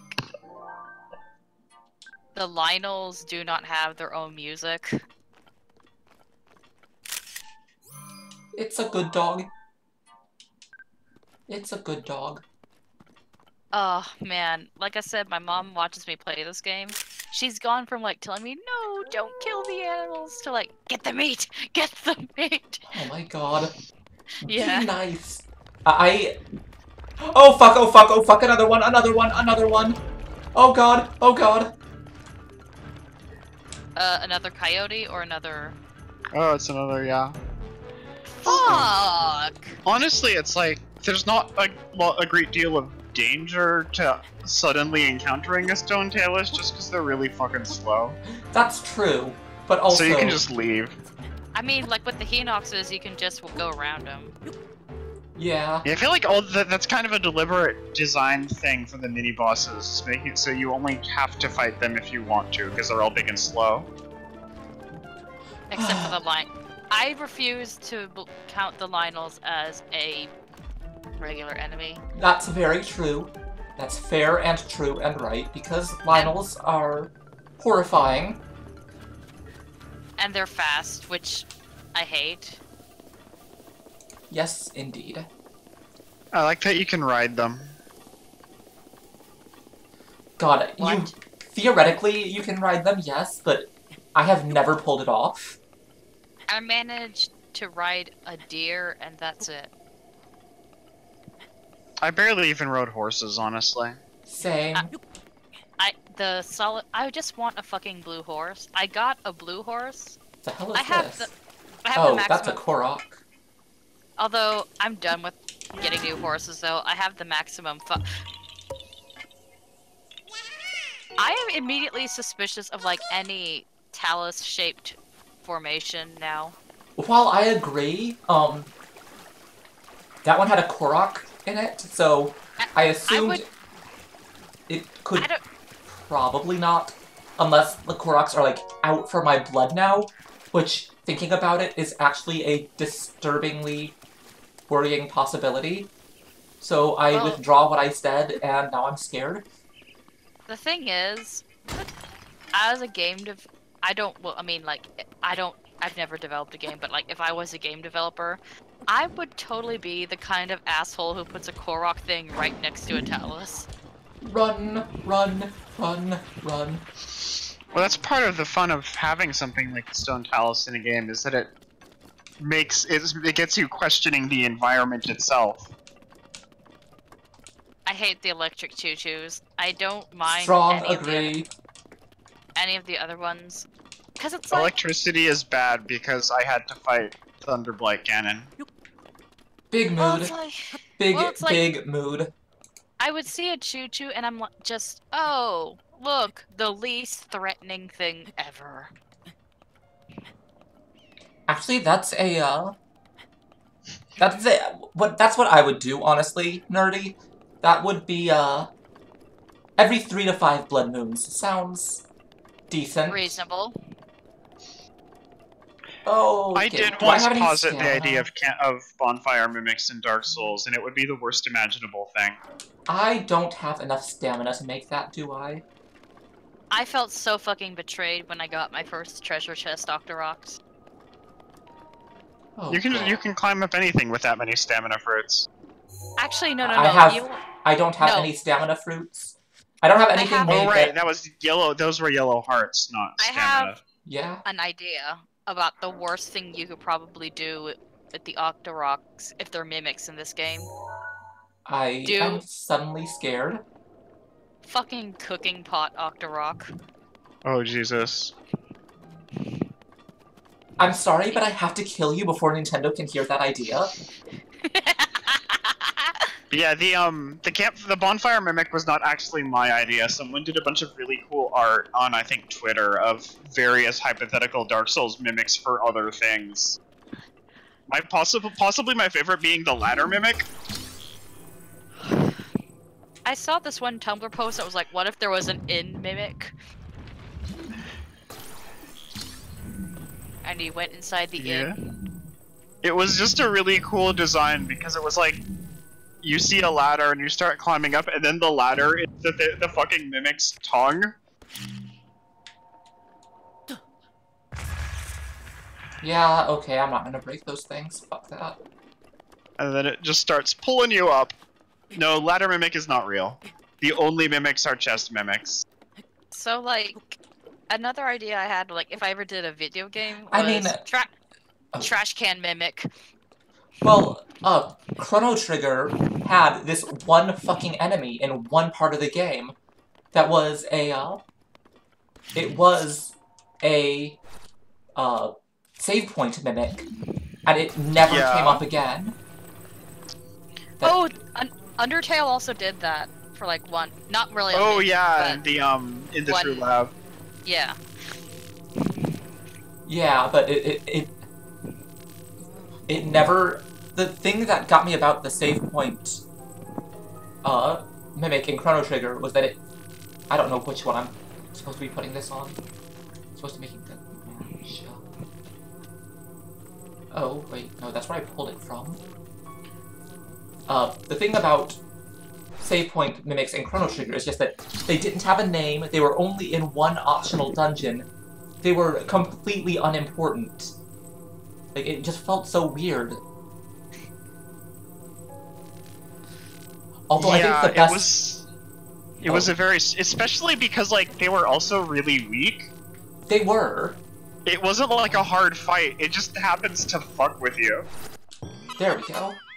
Yeah, the thing about... Oh. Fucking block puzzles! Yes? Sorry. No worries. My favorite twist on that was in Chrono Trigger. Okay, have fun.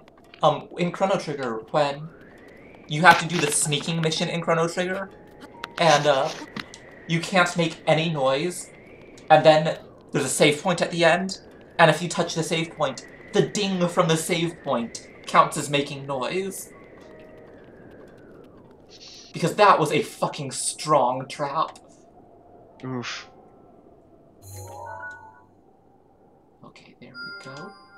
All the way up there.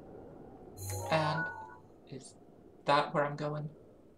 It is hard to see, but that looks like where I'm going. And it's nighttime, so I have to have enough cold resistant stuff to make it there, and I have a ton of cold resistant stuff. So hey! We might make it to Gerudo Bullshit Land tonight after all. Awesome. But yeah, Bonfire, the Bonfire Mimic, as funny as the concept is, literally would have ruined Dark Souls if they had put it into the game. Because the whole... It would be that awful, because the whole, like, one of the central emotional engagements of Dark Souls is the relief you feel when you find a new bonfire. And if you encountered one mimic of whatever, then you would just never have that, and that feeling would be tainted forever. Because you'd be like, well, I didn't actually find it, what if it's a trap?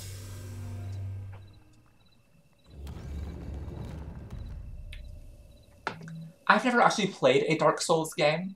Yeah. Now, I own Dark Souls 3, because I forgot to unsubscribe from the Humble Bundle, and they gave it to me. Which I feel like I should play it, but also I don't do that kind of game. I think I might be about due for another Dark Souls stream. Well, I will watch. Probably with the randomizer turned on, because I fucking love the Dark Souls randomizer.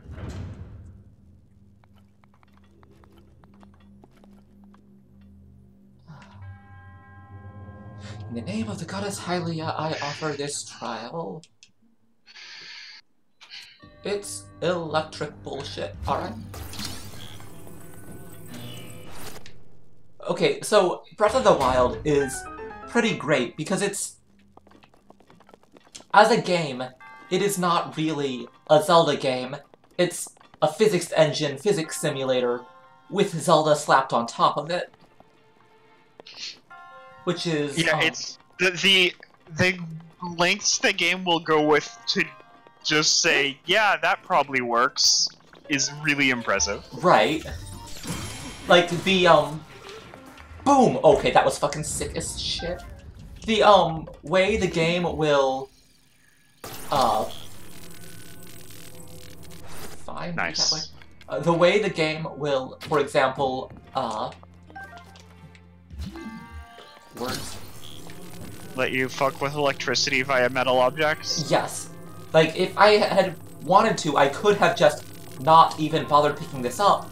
I could have just gone and dropped all my metal shit to make a circuit. Yeah, it's like, it has... The world of Breath of the Wild operates on extremely consistent rules.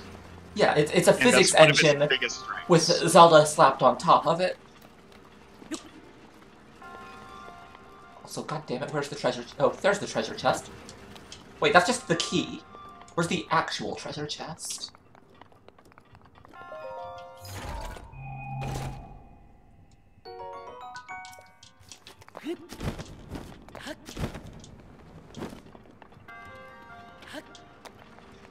The realization that every shrine has at least one treasure chest fucks with me. Because now I don't even care about solving the shrine. I care about, oh shit! Let's switch to... Let's start with the Bokoblin arm, because... Yeah, that's about... That's fair. Alright, shoot me again, motherfucker! Shoot me again, I fucking dare you! Oh, you Really? Alright.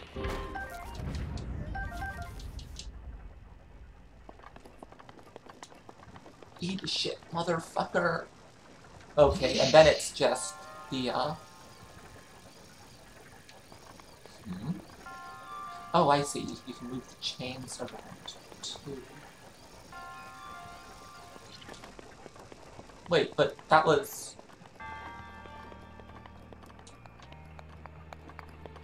So where's the treasure chest?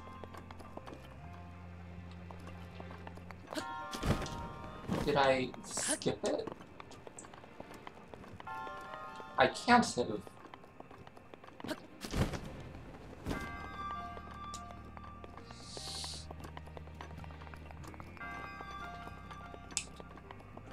Okay, so it wasn't down there.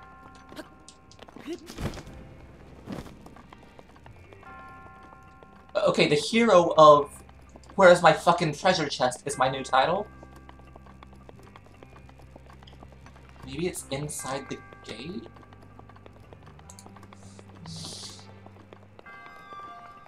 Alright. Yeah, Hannah's parry game has been on point.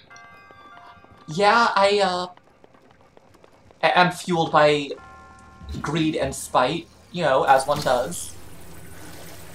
That's how you get good at video games. Damn right.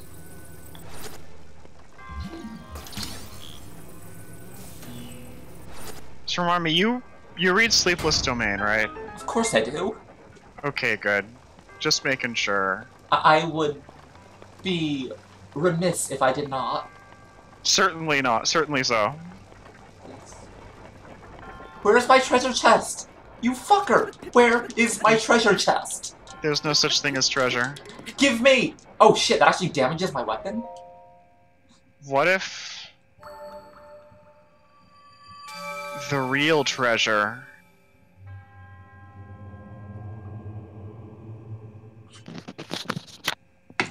I'm waiting for you to finish that so I know if I have to kill you or not. What if the real I'm treasure thinking. What if the real treasure was the friends we made along the way? Alright, Indy, you're banned. I was trying to come up with something else. Alright, Indy, you're banned. Thanks for saving me, though. Prof, you're banned just on principle now. Damn it.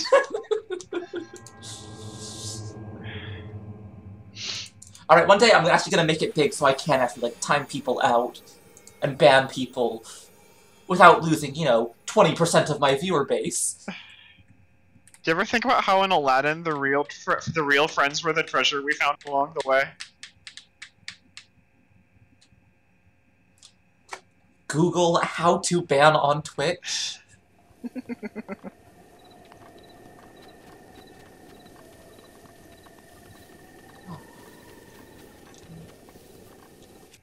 Ooh, another shiny hammer.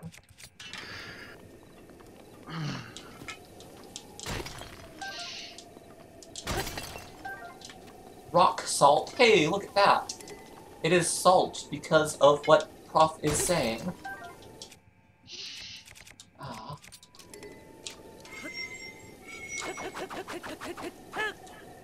Alright, you know what? You go away. Gimme.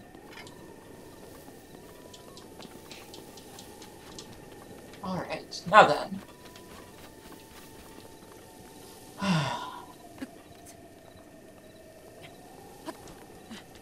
Okay,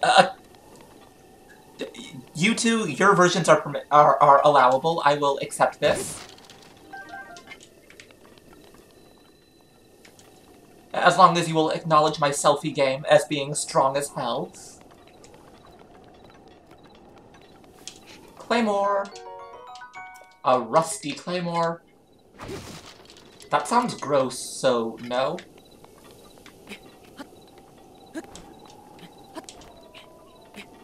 I may or may not make some of my weapon choices based on how gross they would feel to touch. Which, frankly, I don't know why any other... Like, my metrics for if I want to use a weapon are they cool looking, and would they not feel gross as fuck to touch? Oh, hey, it's nighttime. It's gonna be, fucking freezing soon. Electric bats, electric bats. Fuck you. Oh, hey, Electric Lizzlephos. Let's fucking not. It's kind of funny to me how many of my friends started playing Monster Hunter well after I did and are rapidly blasting past me. I mean, if I can be real as hell for a minute, my job is a shithole that is giving me so few hours I think it's trying to get me to quit. So, I have a lot of free time that I'm spending playing Monster Hunter, because Monster Hunter is, like, bizarrely addictive. Yeah, Sven just outpaced me. I'm pretty sure Kasu has at this point as well. Kasu is basically tied with me. Yeah. I don't know if I got ahead of Kasu or if she has gone back to getting ahead of me. Diamond! Diamond! Diamond! Diamond! Diamond! Diamond! I have not attended a Kasu. Well, I mean, I don't think Kasu has streamed. Oh, Kasu streams. I mean, like, lately. I can't remember if she streamed anything lately. Yeah, me neither. Nor...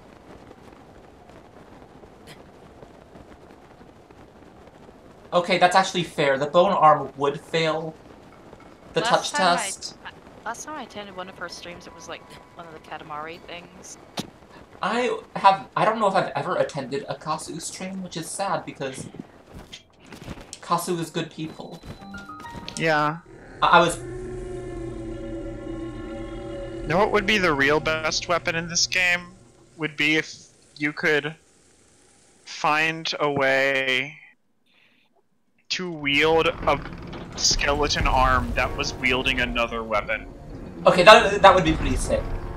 I thought you were gonna say, if you could find a way to wield a divine beast, like...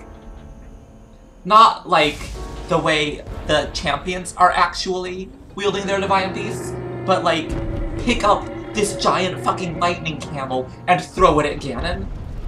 Give me the fucking power gloves, let's do this shit. Please. But... Alright. I feel like it really says something about the state of the kind of anime I've found in the last couple of years. I'm looking back and being like, you know, Sword Art Online wasn't really all that bad.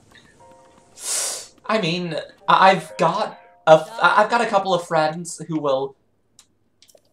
I mean, there are certainly worse animes than Sword Art Online. Sword Art Online is shit, but I'm over here on Plurk like, well, I mean, at least Kirito was not a slavery-endorsing pedophile. Yeah. Yeah, that is where the bar is anymore, isn't it? Okay. Yeah. Hey, Akai! Now you've got me curious. Akai, so... Akai in the chat there is one of my good friends who will not defend Sword Art Online exactly, but recognizes it has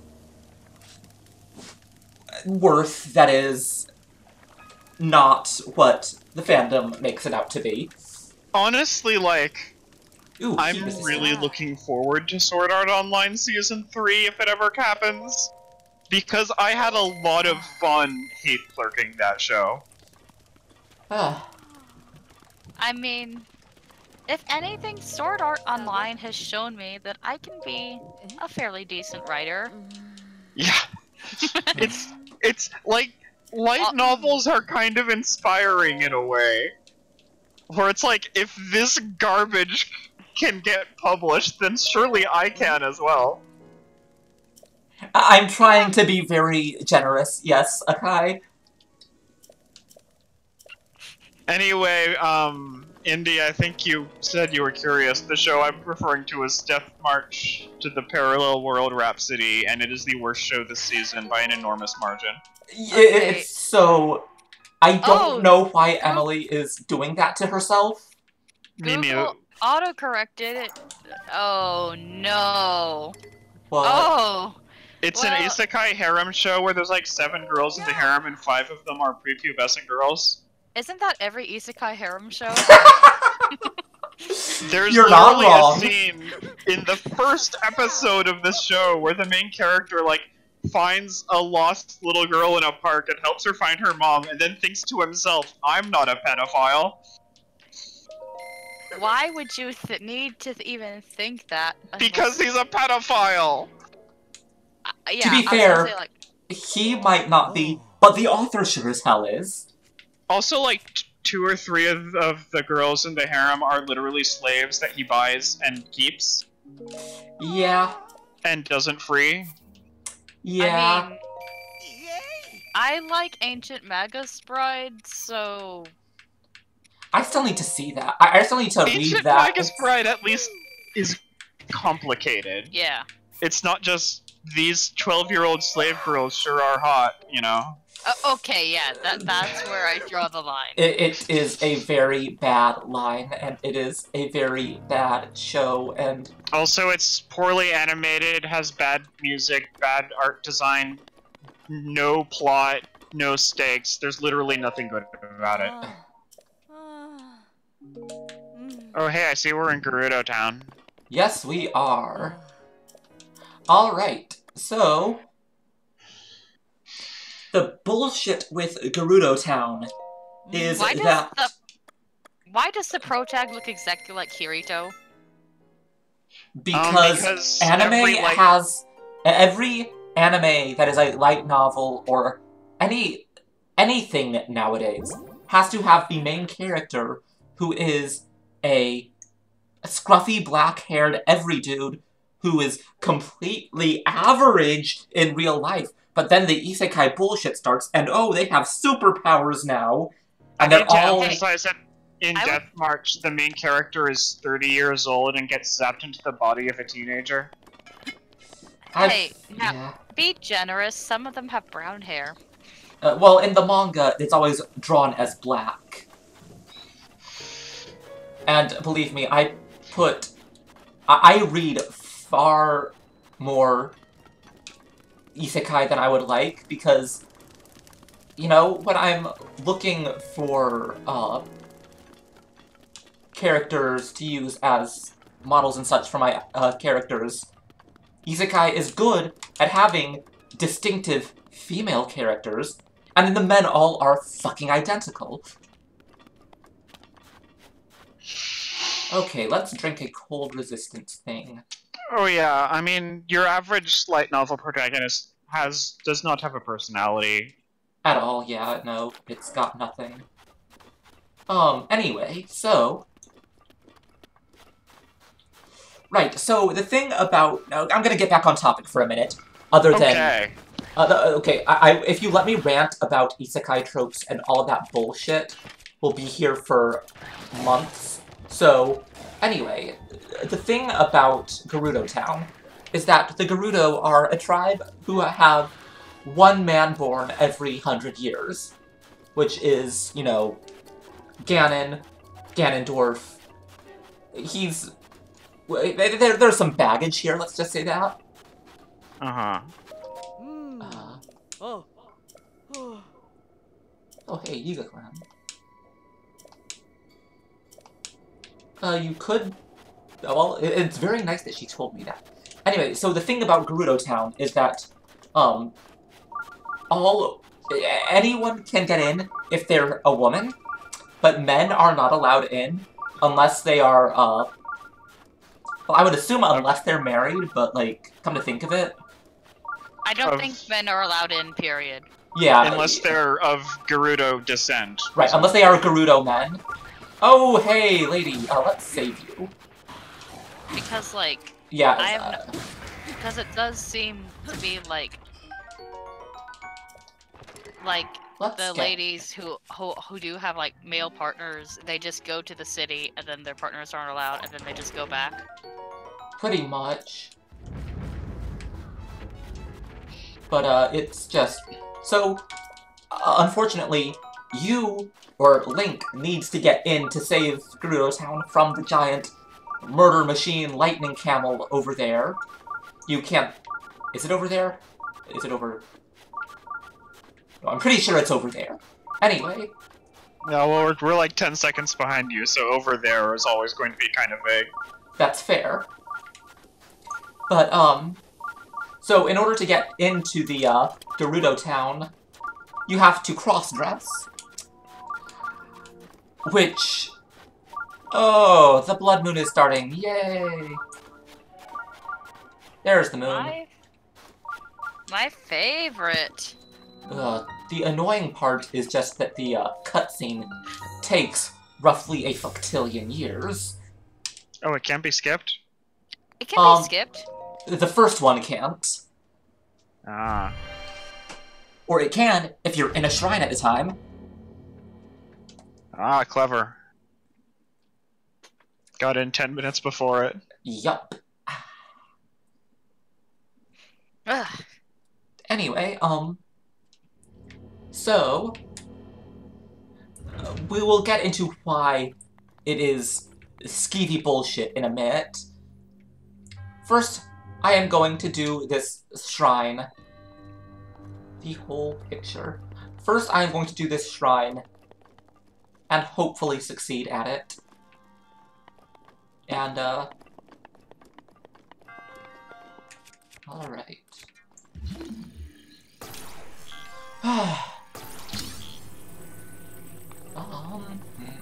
Okay. Let's see. This goes here, I think.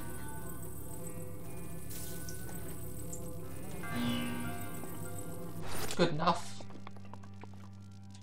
And then... that one.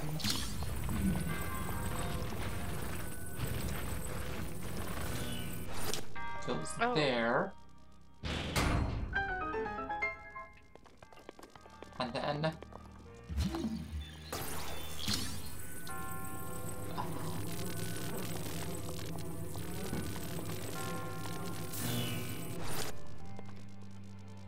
Okay, let's see what Fire Emblem Heroes is up to this time.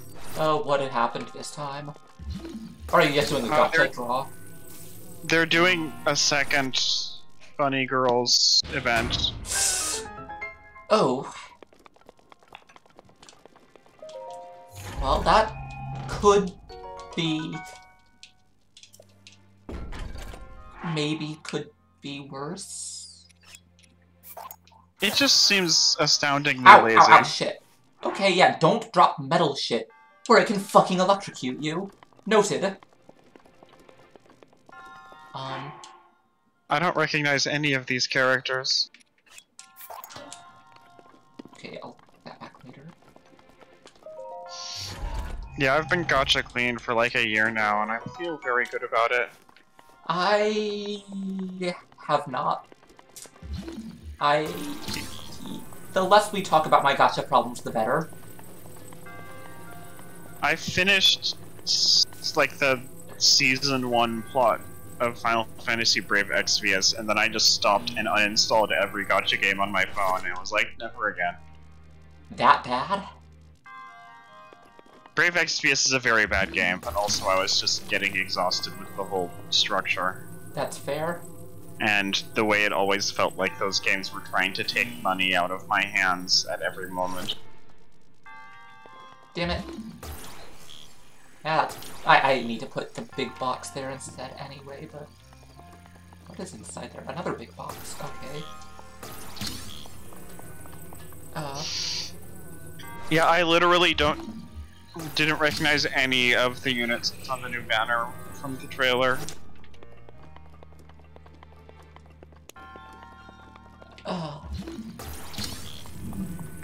Honestly, my life with gacha games is just that one fucking,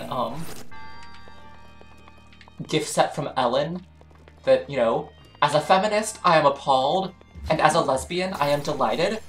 Right. That makes sense. Like, You know, I need to, like, steal that entire sentence. Because, like...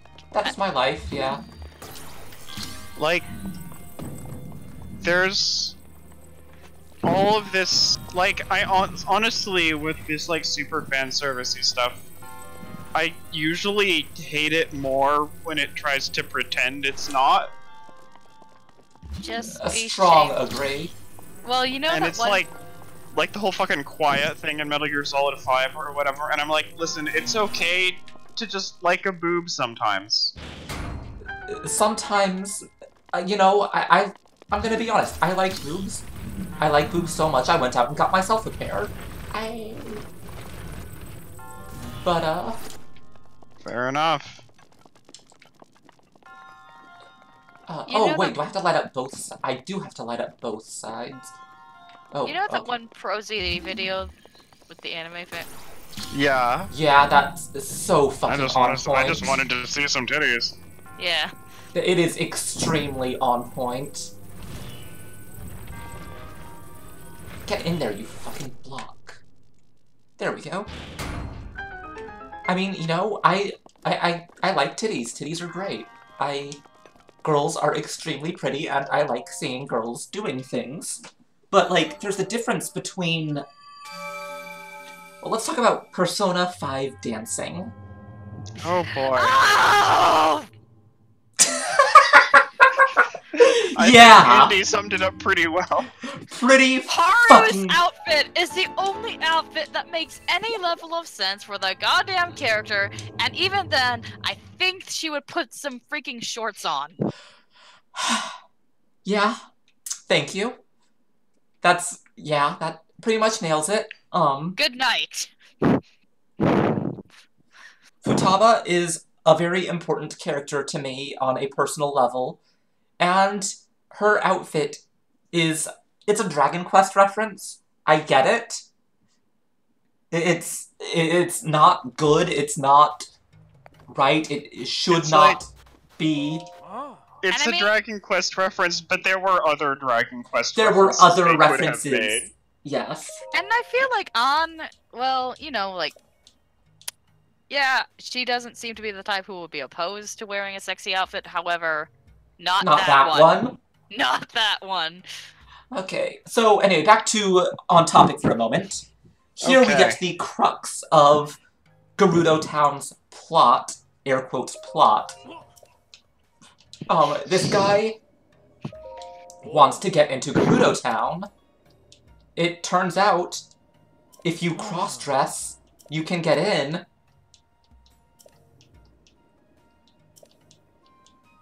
as you can see, the man who ends up in the bazaar.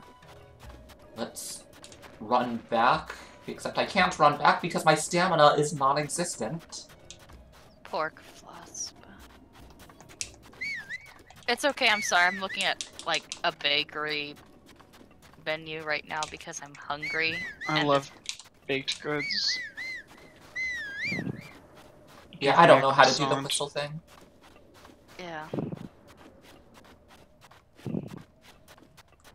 Asian bakeries, like they have this thing called pork floss, which is just Oh, that stuff.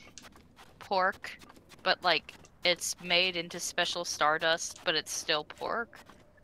I'm a vegetarian, so I don't actually eat it, but I mean, like, it mystifies me. Alright. Well, it'll be a minute until I can get back to the actual relevancy. Maybe you could But- shield surf. Oh yeah, It's that's right. really inconsistent because you can't do it uphill and this place is Yeah. constantly going up and down. Okay, point. I have to I wait. like Futaba as a character, but I do not like Futaba as a love interest that you can pursue. I don't Strong know if I- agree. I don't know if I like any of the girls as love interests that you can pursue. Well, I especially Honestly, don't like like- the adults. Like, When let's- when Holy the game shit, that wasn't works. out, and it was just like trailers and shit, I was planning to romance Futaba. Except then I actually played the game like, oh no, she's the little sister character. What's going on here? pretty fucking Yeah. much. And, I mean, ugh. Why couldn't I romance Akechi? Because I've Akechi never- was a piece of shit. I've never played the game, but like, okay, but I mean... You should yeah. romance Ryuji or Yusuke. Okay, romancing Yusuke sounds like a great idea. They even Or, give you some like weird I just gay checked out... jokes with Yusuke. I just checked out Let's Play. I haven't actually, because I don't have a PS4, but... Which is fair. But, But why? Why Why can't we romance Yusuke? Because You can't Atlas is romance cowards. Yusuke, but you can romance your homeroom teacher who's also a sexy maid. You can Well, I mean, romance, like, the girls who are twice your age. You can romance a woman who hangs out in what is... who is far older than you, who hangs out in what is... Oh, no, okay, I'll just finish off, Oh, You can no. romance a lady who hangs out in a gay bar, who is much Oh. older than you. No. Anyway, so here Oh. we have... Fuck. Not this shit again. Unfortunately, this shit again. So hey, guess what we have here? Now, Oh. we have the Okama stereotype, Ugh. and of course, the entire point of this is the way to get in is to basically do this. You have Be to... Be an asshole. You Yeah, have it's- to, This is the part that makes it really shitty. right, because you have to expose the cross-dresser, and then you have to expose the cross-dresser to, get a outfit. And then it gets worse. It gets even worse than this. I mean, first of all, Link starts suddenly acting very effeminate. And then...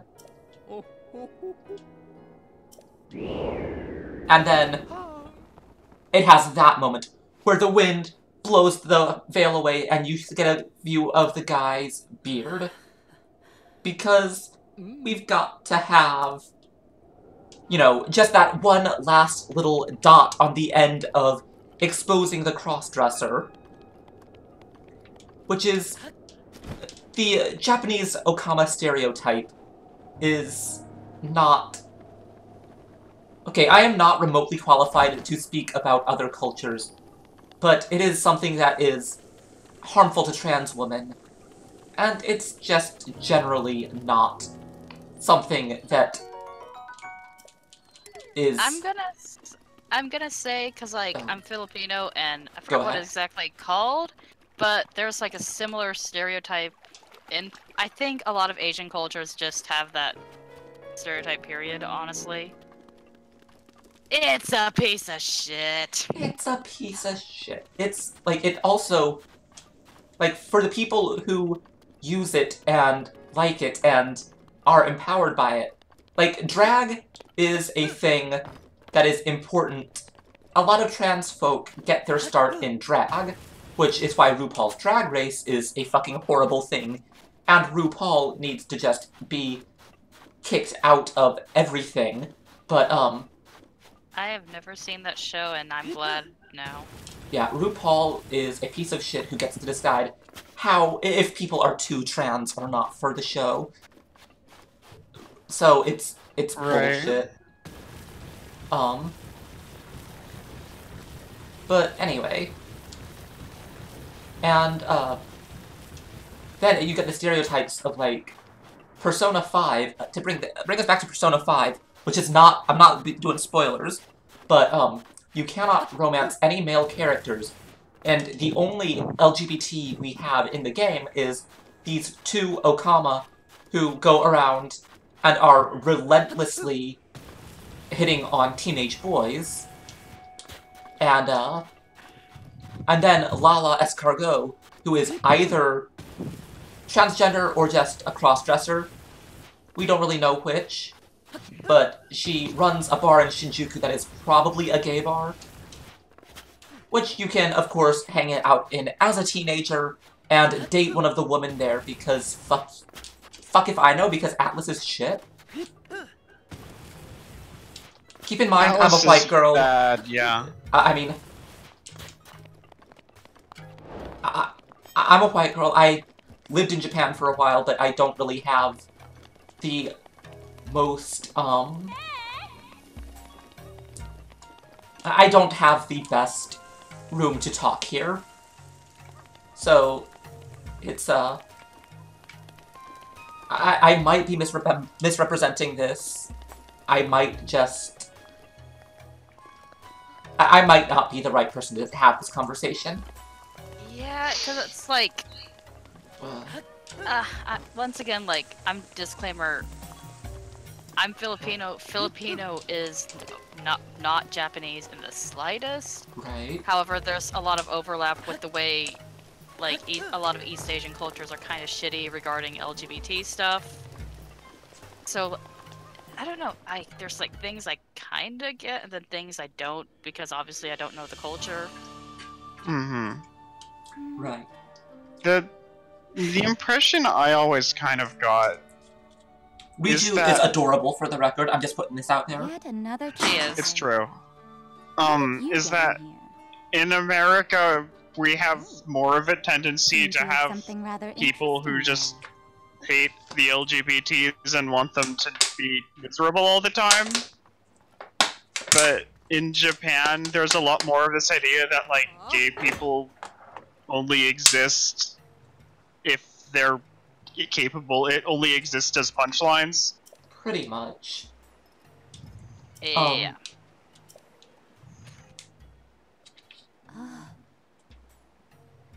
Or LGBT in general. I feel like Link should have introduced himself as Linkle there. It would have been funny. I like Linkle as a character, okay? I want to marry Riju's bodyguard. That's fair. Actually, yeah, I don't know. I like Riju. She's adorable and, like... How old is Riju supposed to be? That's a good question. I would have she's guessed very like small. 12 or 13.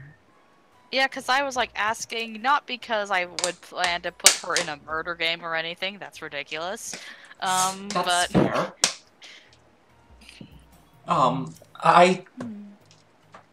Yeah. My impression generally is that she is younger than Link. Yeah, definitely young. Well, I mean, everyone's younger than Link. He's over 100 years old. Well, sure, but not some of the Zoras. That's fair. I don't know how long the Gorons live. That's fair.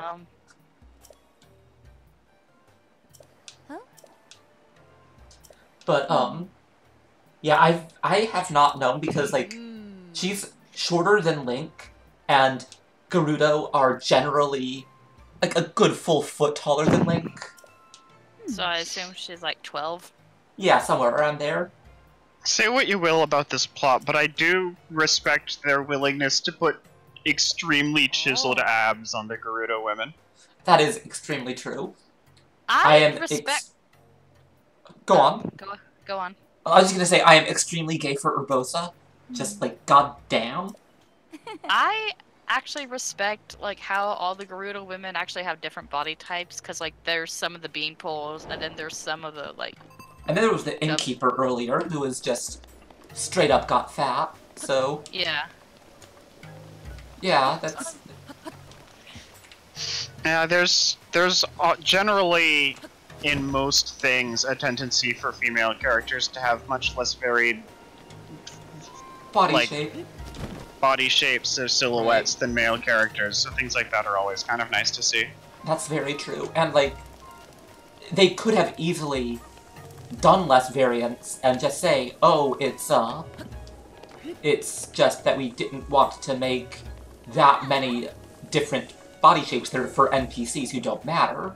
You don't understand, guys. It's so hard to look at this one right here. Female characters.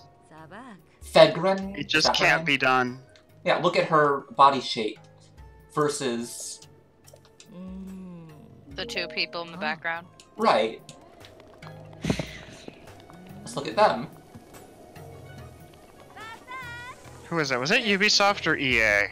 That was an Assassin's Creed thing, so it was Ubisoft. Yeah. Of course it was Ubisoft, though. Well, those two companies are competing pretty severely for the worst. That is unfortunately true. Anyway. Who was the one So this is the Gerudo bullshit that I hated, and that's pretty much the end of it.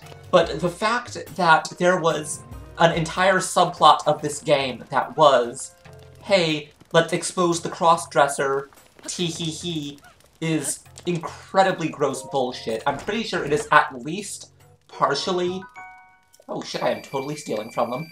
Is, at least partially to play on the... Well, to prey onto the Okama stereotypes, and to generally just be a punchline that no one cares about, nor no one will think anything of.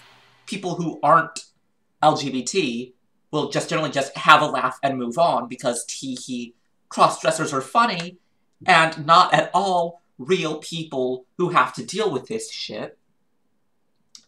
And putting in just that little, like, it's not even a big thing, it's just this little side quest, mandatory side quest, so I guess it's not really a side quest, but it's a mandatory little sub-quest that it doesn't do...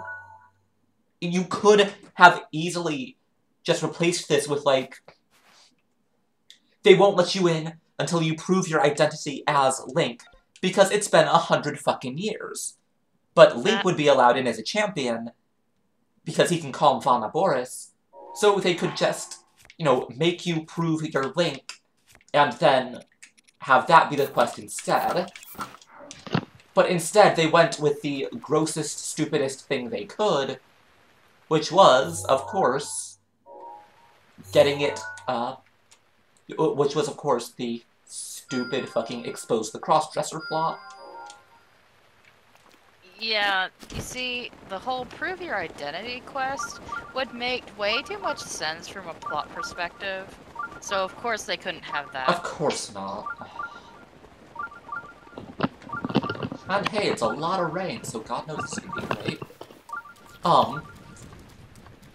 It should have been... Like, it could have been anything else. It was just this little 10-minute... Like, how long did that take me? It took me less than half an hour to do that.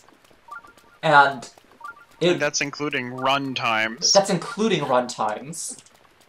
And it's just pointless in every respect.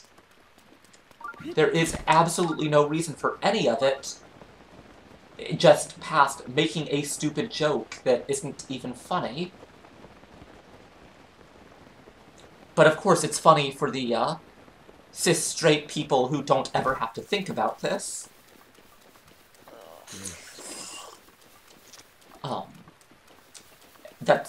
There's honestly no excuse in this day and age for it, except that it's Japan, it's a different culture. I'm not gonna, like... It is not my place as a white girl to say, oh, this is bad, but it is my place as an LGBT person to say, at least to the American culture, this is a harmful stereotype that, even if it's okay in Japan, which I don't think it is, but if it is something that should have been changed for an English release. One thing I do recall reading that was kind of interesting was, this is a semi-related topic, was, when the stuff with, the lesbian character in Fire Emblem Fates, I actually read some commentary from the, Japanese lesbian community about it. Uh-oh. And they were just as up in arms as we are, basically. Oh, good. Like, Look at this fox. Sorry. Oh, no. I mean, I think regardless of culture, no LGBT person wants to be treated as a punchline. Exactly. And, you know, the Okama culture, the, culture of, hey, here's a Korok here, but I don't see another rock. But, the Okama culture, or just the stereotype in comedy for the very affable, friendly gay person who is perfectly fine with all of these jokes and will be making the jokes themselves, or just the crossdressers who are a joke, or the ones who are, like, friendly and affable about it, who have no problems with the cross-dressing jokes, or will make it themselves, or just, teehee, I'm more woman than you can handle, or anything like that. Uh-huh. Like, if you're going, like, for an example of a cross-dresser who is handled well, I would say Rui from Gatchaman Crowds, because he cross-dresses because he likes pretty things, and that's all that happens.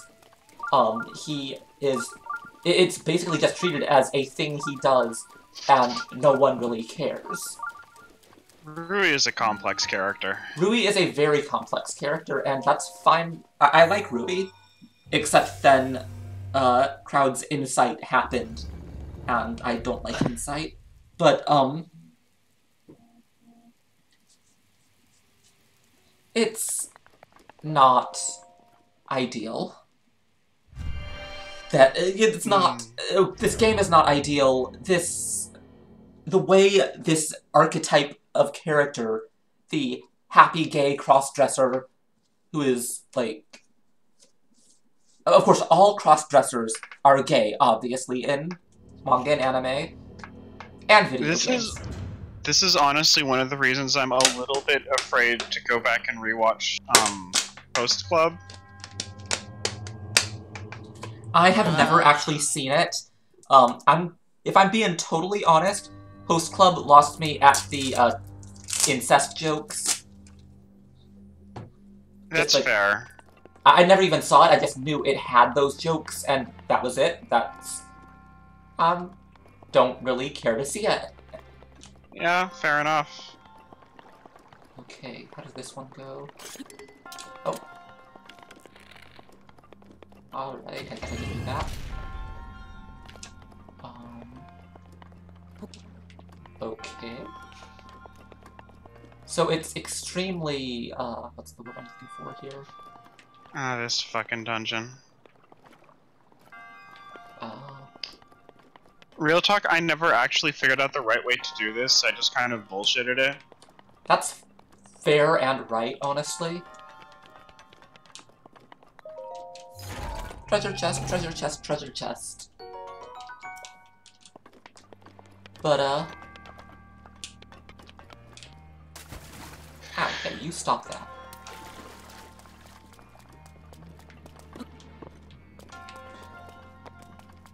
Give me that arrow back.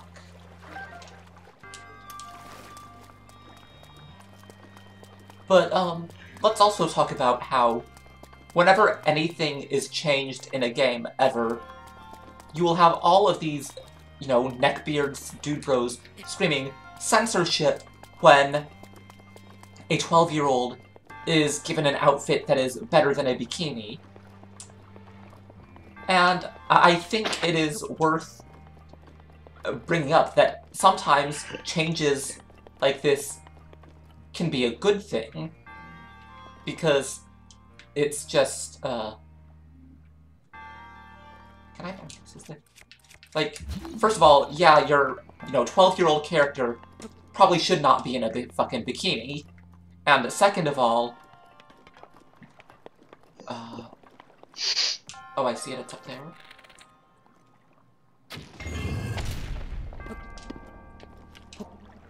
And, whoops. I hacked up. I hacked it up bad. Can I open it from behind? I cannot. But, I think that if... To just be hypothetical and say, if the whole Okama thing is acceptable in Japan, but it wouldn't be here, then there is absolutely no problem with, like, changing that crossdresser quest, because it's something that would not be acceptable, or at least should not be acceptable, in America. My suspicion is that regarding whether or not the Okama concept is okay in Japan is not a clear-cut thing. Probably not, no.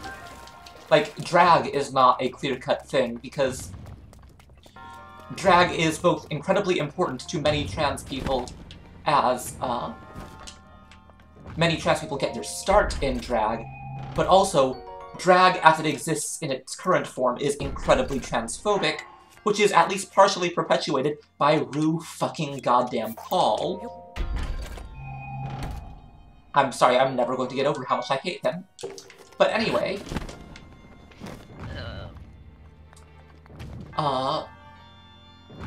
Wait, where am I going? I'm listening, by the way. I'm just also doing homework right now, so... That is fair. That is... Oh, I see it, so...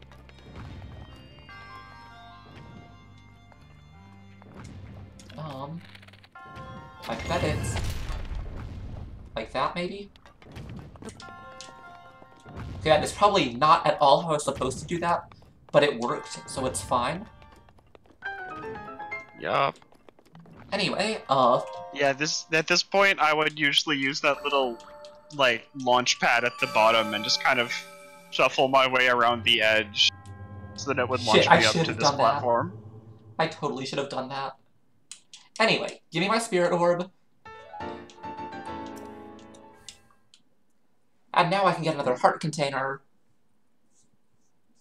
Anyway. But yeah, so that's, So, I think there is nothing wrong with content being edited for a, audience, for a different... Like, if you're going to localize jokes, if you're going to localize, any localization, by its nature, must change things. So if you are going to localize jokes, then changing the joke from tee-hee crossdresser to literally anything else. Like, I don't know off the top of my head, but there is a lot that you could do that is not that shit. those shoes with that top? What brought that on? I don't know. No, there's a lot you could do with, like, if you're... A game that does not exist in a vacuum. A game that has the potential to cause people harm is not a game. And it's, fuck the bats, I hate the bats. And the find the crossdresser thing, or the, find the crossdresser, anything in Persona 5 with the teehee gay okamas trying to prey on the teenage boys, all of that shit could and should be changed for an English release. Rather, it shouldn't have been in the Japanese release, but since it was, there is nothing inherently wrong with changing something. Like, this is not translator's note keikaku means plan. There is, by definition, a translation has to, change and localize. Who the fuck just... Did you just throw a rock at me? You absolute fucker. You absolute fucker. I was talking. Didn't even know that the skeletons could throw rocks. Well, they oh, can do it's the blood moon. Oh, I guess I'll deal with the fucking cutscene. Well, they can do everything else that, you know, the regular bokoblins can do, except worse. And by worse, I mean shittier, not, like, more dangerous. To be fair, they are missing a lot of things that I would think are necessary to kill me, like muscle and tendons and sinew and skin. Well, once you go down that road, you need to just accept that evil Dragon! skeletons make Dragon! no sense whatsoever. Pretty. I am taking a selfie with this dragon. Oh wait, Zelda? Whoa, zoom out, zoom the fuck out. No, focus on the dragon.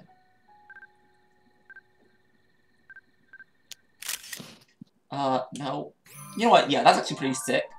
That is a sick as shit picture. This is the cover of my new metal album, for the record. That right there. That's pretty good. The fucking blood moon over one shoulder, the dragon over the other. Shit, I should have done, like, the thinking pose. Wait, it's only 11:20. Yeah, you've got like 40 minutes until the blood moon. Except I didn't. Oh. Maybe I don't know how game mechanics work then. Well, I mean, you can get the blood moon at, like, 3 o'clock in the afternoon. Because it is, whenever you fill up the cache, that is when you get the blood moon. So I guess I just filled up the cache a little too, like, not quite at midnight. That's interesting, I didn't know that. Yeah, like, you can get the... Fucks! Oh, it ran away. Wait, am I about to get the blood moon twice in one night? I'm about to get the blood moon twice in one night. Like, 40 minutes apart from each other. What? That's possible? Well, it's happening right the fuck now. Look at this. Okay, it can't be based entirely on your cache size, because you have not had any time to rebuild your cache. I think what happened was that... I mean, the cache... It's not only the cache size, it is also based on time. So I think I was getting up on a time-based blood moon, and I hit the cache-based blood moon at this, like, almost the same time. Huh. So I got both blood moons, you know, 40 minutes apart from each other.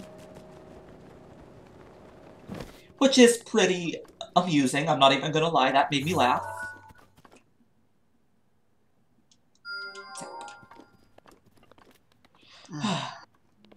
God.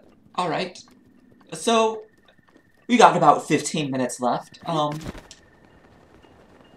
So I do intend to play more Breath of the Wild, even though the important thing has been discussed.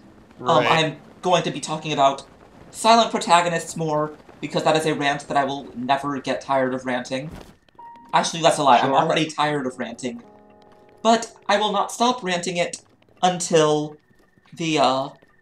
until game developers fix this shit.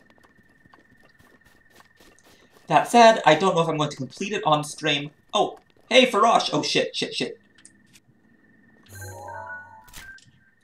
Zoom out.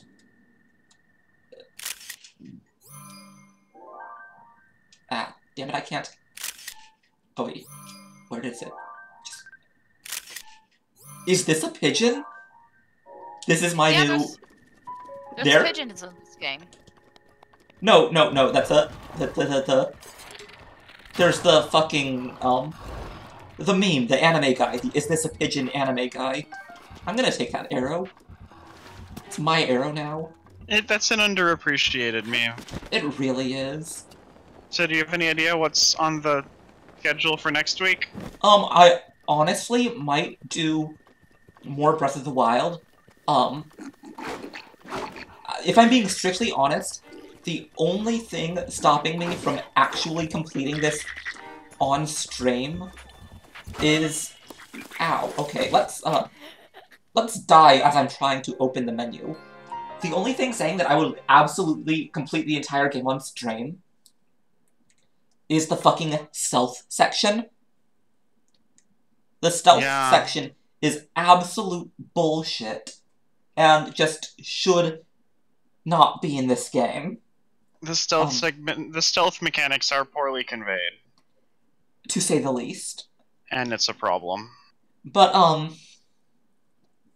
I probably will play more Breath of the Wild. I will leave Gerudo fuckshitland for last, now that I have... Oh! Wait. Album. Did I lose my fucking... album? I lost my great picture. The Is This a Pigeon picture. Oh no. Wait, system. Where the fuck even am I? Wait, I just lost like 4 hours of in-game time. I missed the double blood moon. I missed my Is This a Pigeon? What did you... Wait. What happened? I died and the autosave Oh shit. had, lost quite a bit. That sucks. Yeah, no kidding. I didn't realize that Death Point said RIP. That's pretty amusing. But, anyway. I wonder if... I wonder if I will get the double blood moon again. I wonder if the autosave is based on like quote unquote accomplishments. It might be. And you had just been like taking pictures and running around a bit, so it wasn't counting you as having done anything worth saving. But my picture! That picture was fucking great! Okay, you know what? I am going to go through my recording of this and get that picture. Fair enough. Okay, you fuckers can go away. Goodbye! Hey, the weather is different this time. Is the weather RNG? I think the weather is the kind of RNG where it just perpetually, like, flips you off and then stabs you in the eyes with its middle fingers. I mean, that's fair, because look at this, That's all RNG, though. Rain. Hey, oh, holy shit. Never mind, the dragon looks even cooler in the rain, so I am perfectly I'm actually pretty okay with this. The whole purpose of RNG is to make you miserable in exciting new ways. Oh, well, I'm definitely getting a blood moon. Okay, zoom out. Focus on the fucking... That is not at all what I wanted, but fine.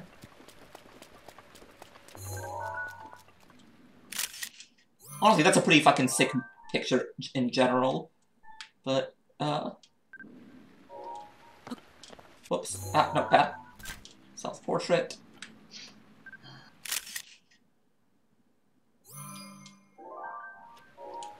Okay, and then... Album. Look, I'm not doing this again. That one. Then, where is the screen cap button? I am so glad Wii's have the screen cap button.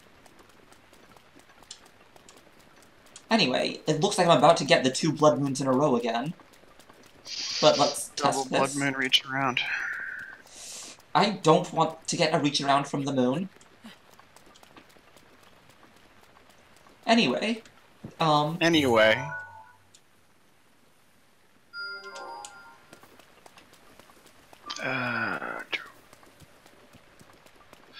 Let's see, there's the moon rising.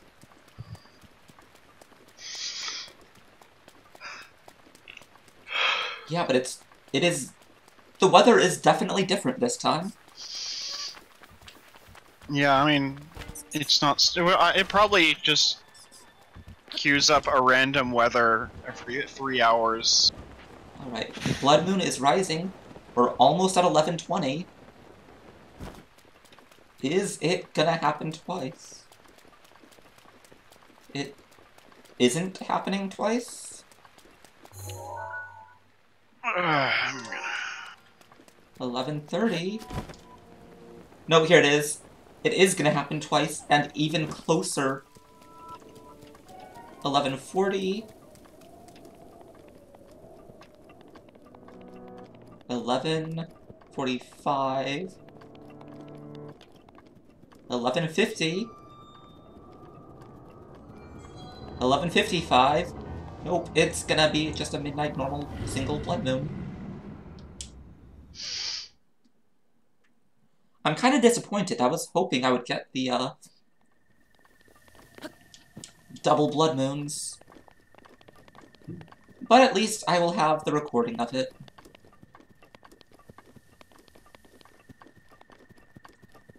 Anyway, right, so next week, we were talking about that.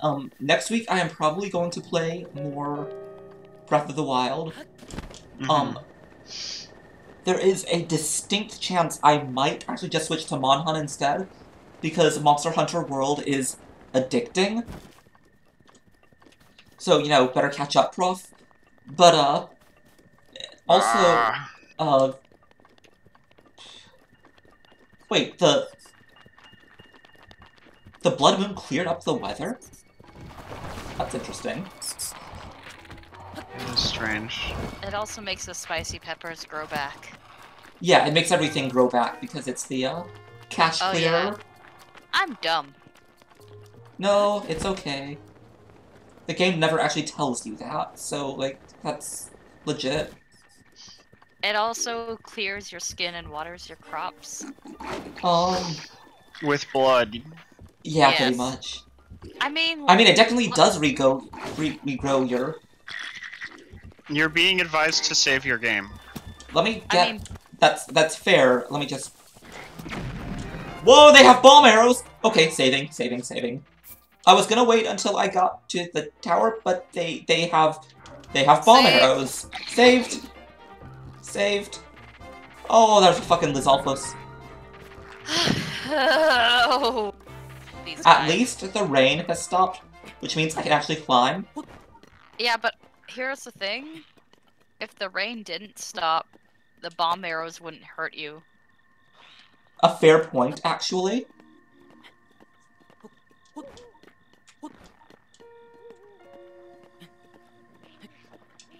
But, anyway, so let's just quietly...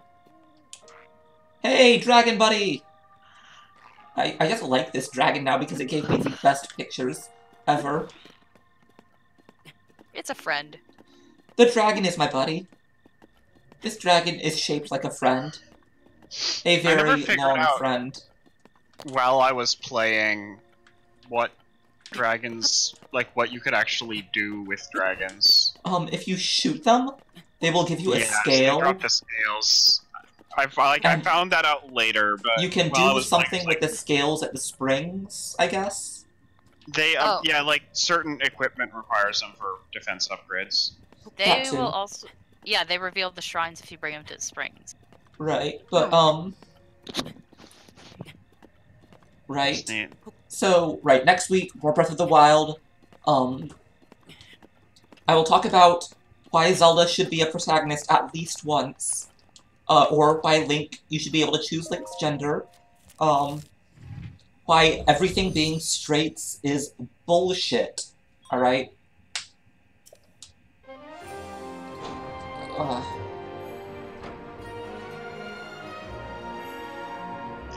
Why all fantasies having the same gender binary that humans do is also bullshit, because you cannot possibly expect me to believe that the Goron gender binary is identical to the human gender binary. I always figured that, like, the Gorons were sort of like the crystal gems in Steven Universe, except for instead of being feminine-coded rock people that just don't really have a concept of gender like humans do, they're masculine-coded rock people. That's fair. That's fair, but we will get to that next week.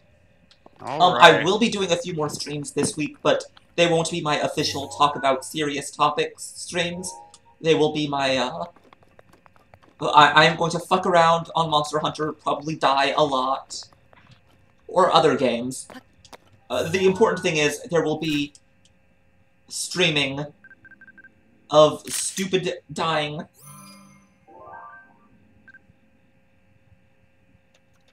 And whatever I play, I will suck at it as hard as I possibly can for people's amusement. But for now, I am going to wind this down and save. Wait, before I do, there's one thing I've got to do. Where are... Where did those moblins go? Bokoblins? Boko, baka... I just call them all goblins. Yeah, where did they... Banks. Okay, I think it was this way. Damn it, where'd they go? Fine. Fuck you guys! And on that note, I am going to stop the stream. This is a good note to end it on. I will see you guys later. Bye! Bye!